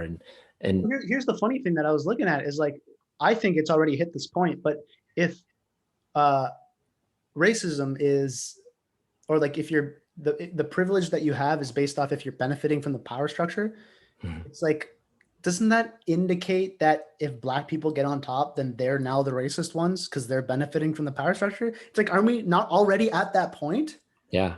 So that logical conclusion is, just fucking cycles of bullshit. Different colored people at the top. Exactly. Stop Asian hate, dog. But it's all the same thing. It's all the same thing. That's like, I guess a lot of people don't have the ability to see clearly that point of that's actually fucking minuscule. It's irrelevant. It doesn't matter, because the point is, why are we not talking? And man, it's so funny because literally a year or 2 ago, 2 years ago, let's say, it feels like only a year ago, but definitely longer than that. 2 years ago, when Cameron would say this, he would make this point of like, all that stuff is irrelevant. Yeah. And I'd be like, what? But it's also important. But it's irrelevant because society itself is not changing. nothing's actually changing. You're still going to be creating the same thing that got you riled up in the first place, but just for a different group. Right. Just for somebody that's not you. It's like, how fucking selfish. How, like, and then you want that other group to fucking care about you. Like, dude, you're the same person. You're the same exact person. There is no alternative. And see, I know I was saying in like 10 years, 30 years down the line, but we're already experiencing the consequences to everybody's miseducation. Yeah. You know what I mean? Like, yeah, it's so plain to see, but it's like soon, like Drake was saying, there's going to be climate lockdowns and everyone's going to be so focused on, we got to reduce carbon dioxide, that everyone's going to go along with it. Because that's another thing that people don't investigate. It's just like, you've heard this all your life and no one said yet, Santa's not real, you know? That was a cool example. Yeah. Right? Like, it's like, you haven't even fucking looked at it objectively. Because if you look at Santa objectively, it's like, oh, you can work out. Oh, it's going to be hard for him to get to every house. It's going to be hard. Right? Fat belly and fat ass. But if you code everything with this scientific language, with like Latin words, you know, basically with things that are beyond your processing ability, well, you ain't gonna find that shit out. Right? So like Drake was saying, how the very thing that will make you react, the reason why it's making you react is because it's outside of the system inside of you. It's outside of your vocabulary. The only solution is to change that system inside of you. And then once you realize for yourself from doing the process, not from studying the process, from the perspective of, oh, it makes sense what you're saying. Don't be a teacher. Don't be a professor. Be an expert from experience. Be the Olympic athlete who's actually pushing yourself to the highest level and who can't just take the theory of the best diet and the best workout. It's like, you actually have to get the results. And when you do so, and I'm not saying wait until you're an Olympic athlete. It's like when you realize, oh, I've changed just a little bit in a way that you know that you've never changed before, right? It's like, it's your responsibility to share this with other people. Because I know, and Cameron tells a story about when he was young, he had really long hair, just like a girl, to the degree where when he went to a restaurant, a waitress referred to him as a girl, and it made him so uncomfortable inside. So it affected him so much, right? Because he had this long brushed hair like a girl. I knew it. He was a transphobe. And, you know, when I was a kid, I would always hang out with the girls and all that stuff. If I was a child today, because I know nobody cares enough and nobody around me was educated enough to support me and guide me, right?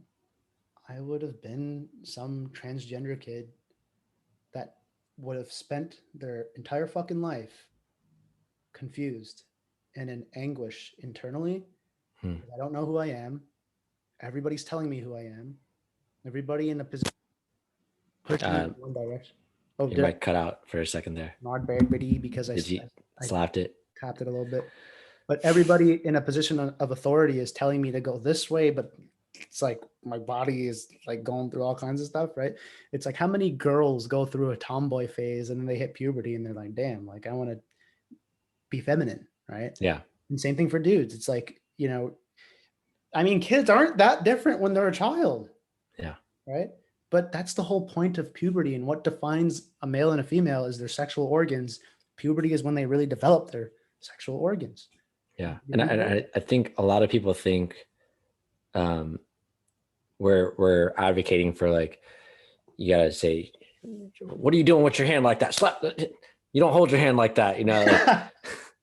I think that's what people honestly think when we're saying you don't have to raise your kid to be trans, you know, but it's not that. It's like, how will the child know if they're not able to explore? It's like, there's none of that either. There's no need for that, because your child is going to like pretend to be this and that, and they're going to have different mannerisms.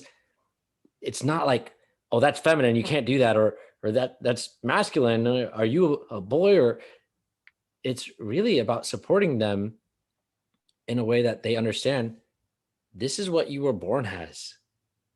This is what typically, like, you know, you're a boy, you have a penis, you can use that penis to impregnate a woman. It's going to be different than you're a girl, you have a vagina, you can bear children in your womb, right? There's nothing controversial about that. That's literally how your body works, right? But it's there's nothing that's saying like you have this role to play of you have to be macho and all this. No. But you know what? You're likely going to have some advantages over women, like physical advantages. You're likely going to be stronger than the average woman if you're a guy. And women, you're likely going to have a better perception of being able to communicate with other people. You're likely to be more aware of social situations and being able to manage more than one thing versus a man is more likely to be unable to manage more than one thing at one time, but they're likely to be very focused on something.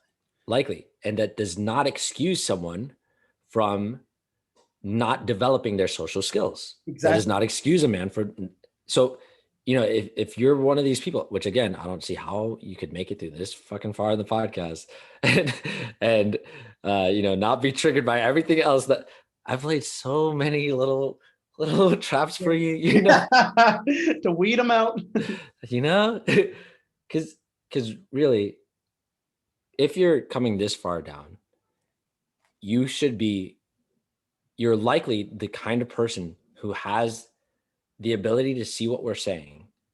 It makes sense. And you want to do something about the state of the world that we live in. You want to do something about for yourself, for your family, for your community, right? It's time to take action, meaning not just do this for yourself, like actually consider, what does it take to be a part of this? If you haven't already, if you're listening to this and you haven't already, go to self-perfected.com or find us on Facebook, in Facebook groups, self-perfected, Facebook/self, I don't know what it is. Facebook.com/groups/self-perfected. Okay, just look us up. Right? Yeah. Just use the normal way. Yeah. And if you're hearing what we're saying and you're like, okay, how do I be a part of this? Reach out to us. Reach out to us, because slip in the DMs. Yeah, slip in the DMs. We reply sometimes. But seriously though, it's going to take as many of us as possible. And really, at a certain point, all of us, to really have a world that is not based on some fantasy or based on some emotional BS that you're trying to correct for that happened to you in the past, or some stuff that's irrelevant, but rather a world that practically values life over money, that values each life equally, meaning that everyone is provided for so that they don't have to be born and pay to live here. I think it was 2 podcasts ago, you made this amazing point about checking your work in mathematics. Yeah. It's like the kid who doesn't really understand math, they'll get the answer. You'll be like, how did you get that? They'll get an incorrect answer. You'll be like, how'd you get that? You'll be like, how'd you get that answer? Can you show your work? And they'll be like, well, Yeah, I yeah. say it more judgmental than that. Like, how the Right. fuck do you get that? Like, come on, come on. And when they go to show their work, they will like change something in the question of like, look, if this was this, then the answer would be 5. If you just Right. put this number here, then the answer would be 5. But it's like you can't do that. The question's not, you can't just put a 2 there. You have to answer the question, right? Right. So it's like we'll change the formula to fit the outcome. Yeah. Rather than being like, okay, what does this formula produce? Right. And it's great because there's this thing called the grievance studies where some academics saw what was happening in the social studies of gender studies and all that stuff. And they were like, something's really fucking weird in here. So they started publishing papers. I don't know, I'm sure we talked about this before, but they started publishing papers that weren't real. And they were really goofy about how there's a rape culture in dogs. And we investigated 10,000, genitalia of dogs, and how like, men who don't want to have sex with transgender women because they have dicks are actually transphobic. And the way that you can train them is by pegging them in the ass with a dildo, and it's Yeah. called dildos. And uh, in those studies, every time they would submit one, the people reviewing them would always make them crazier. But one of the things that he was pointing out was they basically draw their theory as the conclusion and then build the paper around. If this theory is true, therefore that explains all this stuff. Yeah. They wouldn't Yeah. conduct actual experimentation.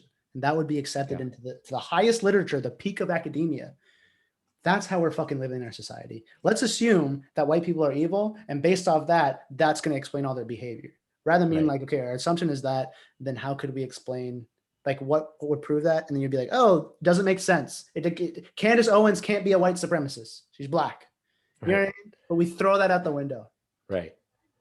What the destiny principles are. And if you go to self-perfected.com and you go to the free resources section and click on principles, they're there.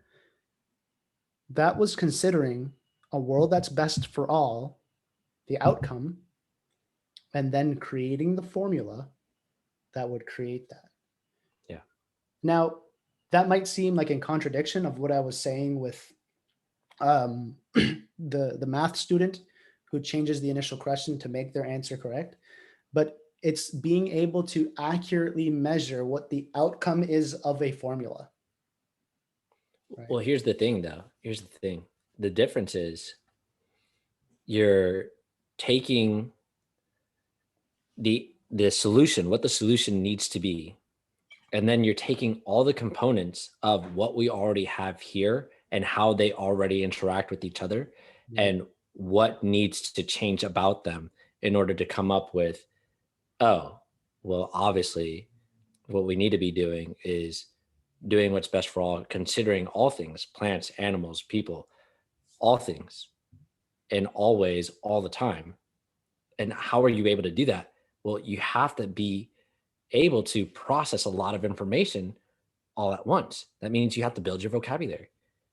Otherwise, you're going to just consider these things and you think you're doing what's best for all, but really you're ignorant to everything else and how you're creating a much bigger fuck up.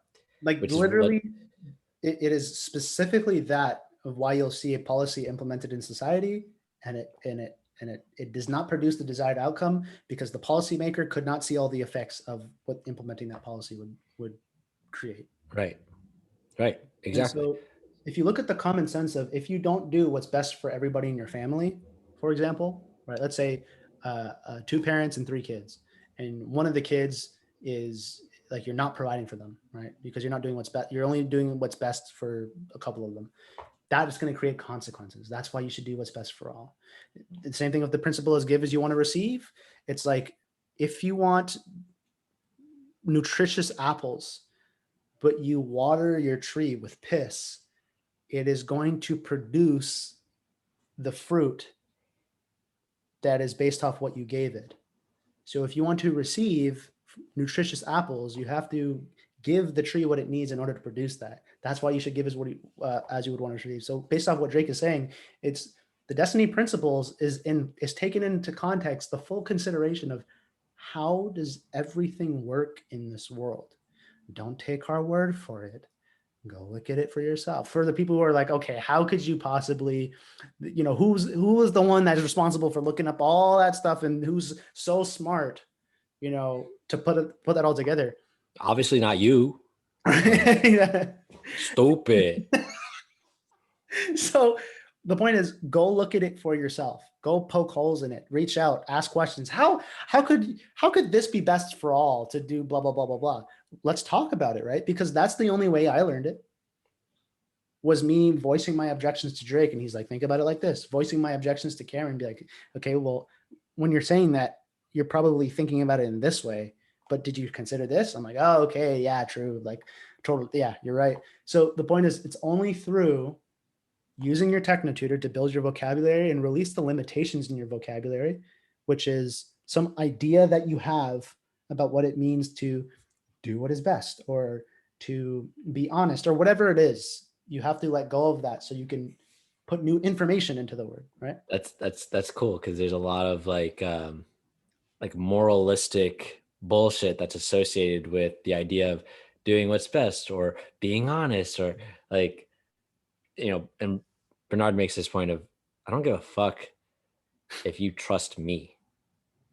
Don't care. I'm not looking for it. Don't care that you trust me. What I do care about is if you trust yourself. Like developing self-trust, which is a completely different, like, it's different than what you're used to, which is, again, why you need to build your vocabulary. And people think like, your vocabulary is limited. Go back and listen to that part. However long ago, however many minutes ago, whatever that time How many minutes ago? I think it was hours ago. Whatever. Go back, listen to it again. You missed it. I guarantee it. And so that's why you need to be using your Technotutor, so you can remove your reactions to sounds. And the other part is writing, because you need to be opening up these memories from the past to look at the information that's inside of you, to see where you're limiting yourself, because that is going to factor into your ability to think. Like Jessica was saying on that podcast 2 times ago when Drake was talking about that mathematical equation, how you have to be able to consider how A plus B equals C outcome. But the thing that would keep you from being able to do that is you're emotional. You can't even see, somebody called you racist and you're like, I don't remember what I was saying because now I have to defend, me being racist or not, right? It's like, you got. So that's why you need to write it out and explain it to yourself the way that nobody's explained it to you before, right? You have to parent yourself the way that you weren't able to get parented. And then what we were just talking about is relationships. This is the holy trifecta, right? The relationships of talking about this, but don't be shy, right? I know that sometimes we go hard on these podcasts, but if you're genuine and wanting to understand, and this is what Drake said when he was bringing up a comment in the Perfect Parenting podcast, I think it was episode 6. Yeah. So shout out Drake for answering that question 30 podcasts later. But he was saying, he's like, I will assume that question was being asked in good faith, not to just shit on, right? So we're always going to take the starting point of, okay, if you're asking, it's because you want to understand, right? And so don't be afraid to talk and to ask, because at the end of the day, there's a really, really big point, okay? These people who are being guided by all the wrong things, by sheer stupidity and emotional decision-making and wanting to be special and all this stuff, they know how to get together as a group and mobilize. Yeah. It's the people who think they are above it, right? They are, yeah, I'm fighting the good fight, but I don't want to be part of the group. That's why we're fucked. Yeah. That's why we're fucked. It's because the people who actually have the potential and the ability to question their emotions and question things enough so that you can start doing this process and walk through these points for yourself. It's like, we're not willing to band together as a group and grow this group big enough so that we compete, so that we are a power worthy to contend with. Now, I know, me and Drake know that that's exactly what we're doing. That's what we're going towards. But for you as an individual who knows what we're doing and and within yourself, you are not making any sort of commitment to be part of it, you're fucking evil. You're an asshole. Yes. You're an asshole. And I know assholes. Exactly. You're an asshole. So here's the truth. Drake was that person. I was that asshole. I was that person. Yeah. for Yeah. years. So was Kian. Yeah. So we're talking from experience when we know what you're doing. We know why you're doing it. And I'll tell you right now, you'd be happier if you fucking weren't. Because that's what those principles are for. They're not like if we do this, then you'll be able, if you follow these 13 principles, then you'll be able to say you're righteous and you will have sacrificed your life for a greater. No, those are the principles that's going to create the fucking best life for you. And if we all do that for ourselves, then we're going to have relationships, businesses, health that are worthy of replication, that people are actually looking to be like, dude, everybody else is shitting their pants and scared and have shitty relationships and don't know how to learn. What are you guys on? Yeah. Why wouldn't that be a great thing? Why wouldn't that make you feel good? And you should feel good based off doing what is best. The problem with feeling good is just having the desire to feel good and doing whatever it takes just to feel good, rather than doing what is best or the right thing, which is what is best for all. And the byproduct of that, a consequence of that, is you feel good because you know that. See, I'm glad you mentioned you slowed it down when I was mentioning the point of clarifying your vocabulary so you don't think, so you remove all this bullshit that you have in the word honesty. You're mentioning the point of like how we have some like righteousness about it or things like that. It's like if you think about doing what is best for all, and because this comes up inside of me, right? Of like you're getting some good, there's some image of it, of doing what's best, where it's like, like, yes, we're doing what's best, right? It's like the truth, you feel good because you're standing, it's like, you kind of feel like shit sometimes. It's kind of fucking scary sometimes. Yeah, for sure. You actually told me about an experience when you're with like family and you spoke out, right? And it created a buttload of conflict, right? Yeah. So here's the point. In terms of being the star of the show or anything like that, the reality is this is the thing that actually requires real courage to stand in the face in. Real courage. So the consequences of if you don't do anything and you don't join us and start actually walking this process seriously for yourself. And when I say seriously, I mean, you can do self-forgiveness on not getting your fucking breaststroke right. You can do self-forgiveness and put into TechnoTutor on how to get my golf swing A1. I'm talking about walking this process seriously is applying this in a way that you've committed yourself to show that inner change without outer change is a lie. In other words, the way that you're measuring whether or not you're making a difference is, did I influence somebody else to do this process? And am I supporting them effectively where I am seeing them change? What a great way to prove that you're an expert through experience rather than through fucking theory. Fuck, that's it right there. That's the whole fucking process. That's the whole fucking podcast. Wrap it up. That's it. That's put it. It in a fucking box, put a bow on it, take it home. You're going to have to go back and listen to this one again. Listen to that again. Because that was fucking like done. Succinctly. That was perfect. That was perfect. I'm not even going to say it again. Go listen to it again. Because Asif said it perfectly already. All right. All right. Dude, this podcast, there's a lot of context that we did not give because it's laid out in all of our other podcasts. Like literally. Right. And at this point, if you've made it to, what is this, podcast 44 or something? I'm guessing. Let's call the rest of them 69 until they're all 69 now. Yeah. But at this point, if you haven't listened to those other podcasts, go back and listen to all of them. If you're not doing the Destiny I process, if you're not using TechnoTutor, if you've got this far and you're not doing that shit, you're fucked in the head. Like you're lying to yourself. Like, yeah, dude. Like, honestly, dude, this is meant for distributors. Yeah. Like, if you haven't figured that out yet, then like it's like code red. Send a message to Drake or me right now. Like seriously, code red. If you are not, because I know all the distributors are listening to this, that was the starting point of making this, is like, let's build in the context so that people can be very effective and have the certainty and wherewithal to face this world. So they're certain what we're doing, right? But if you haven't even started step one, there's no point of talking about this stuff. And step one is getting on the fucking bandwagon of writing, using TechnoTutor, and sharing this process with other people.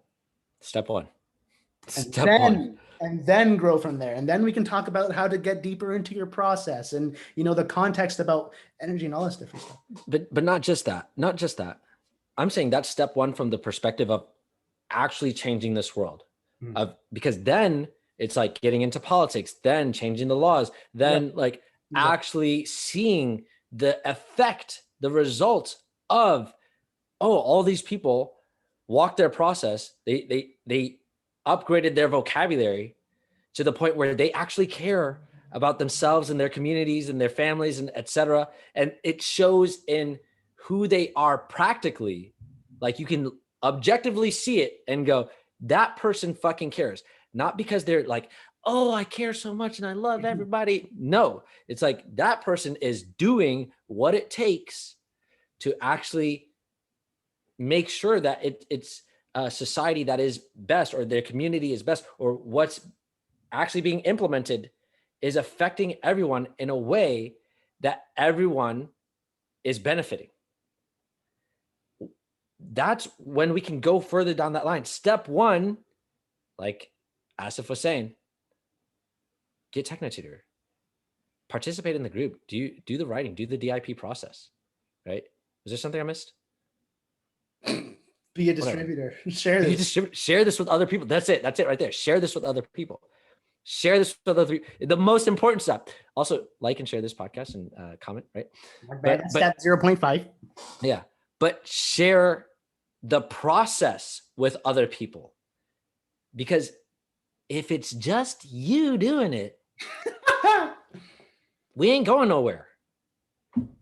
We're not doing anything, and also that really just shows how ineffective you are. Ooh, kill him. Right?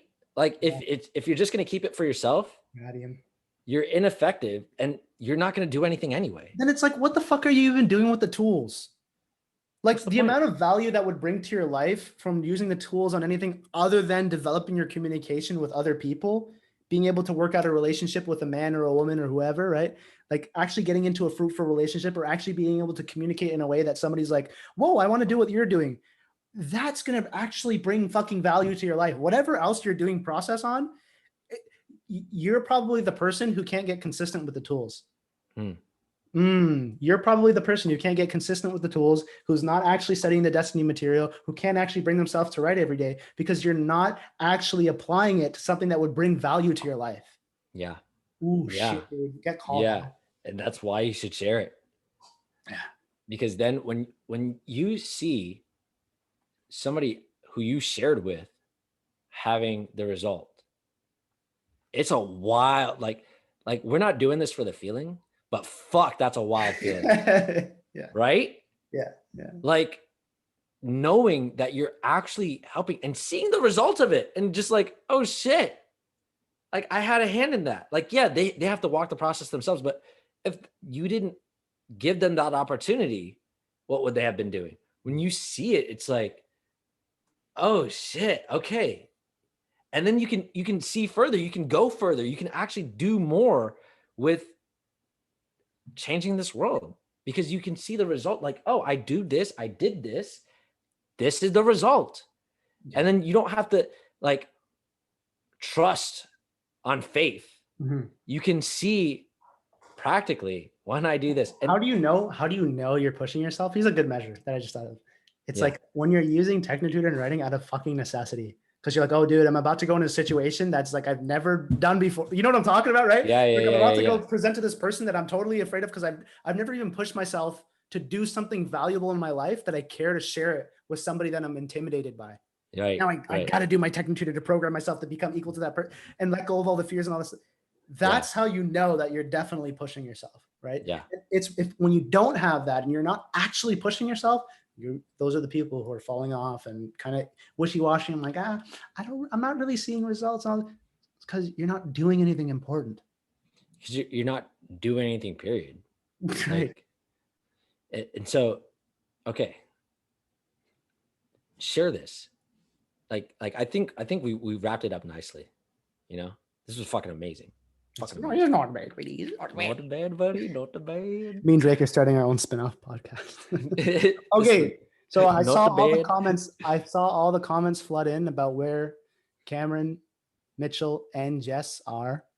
And I say, fuck it. Let's not answer it anyway. You Oh, know? yeah. But no, go ahead.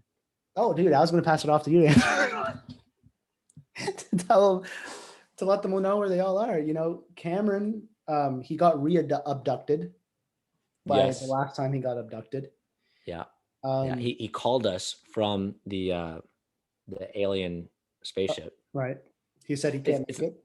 Yeah, it's not actually an alien spaceship. He was abducted by, the people who run Area 51, but they gotta keep their facade going, and so they're like, "Oh, it's an alien spaceship. Exactly. They're like, Will you "Damn, accept a collect call?" Exactly. You Yeah. Yeah, and And he also fucking Cameron, goofy ass Cameron, he prank called us that time from the alien spaceship. He's such a goofball. Of course, he gets abducted, and the one thing he's going to do is prank call us first and then tell us what's going on. Right, and, right. and Mitch and Jess, what happened with them is they were planning to have a kid, but instead they took the reverso pill, so they ended up going back into the wombs of their parents.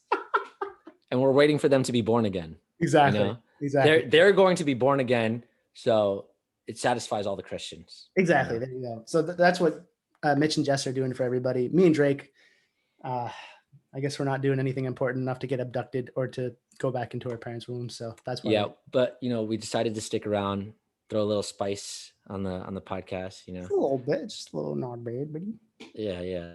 So yeah. they should be back next And, week. I don't know, maybe we'll see. We'll see. We'll find out. Hmm. But yeah, man, had a lot of fun. Let's wrap Epic. this bitch up, and we'll see you guys. If you're listening to this, we'll see you in the Facebook group if it's still around by the time you're listening to this, True. right? or on the distributor call. Yeah, I'll see you guys on the distributor calls. Yeah. Yeah. Peace. See you. Oh damn! I gotta do this one. All right, wait, do it again. 3, 2, 1. Peace.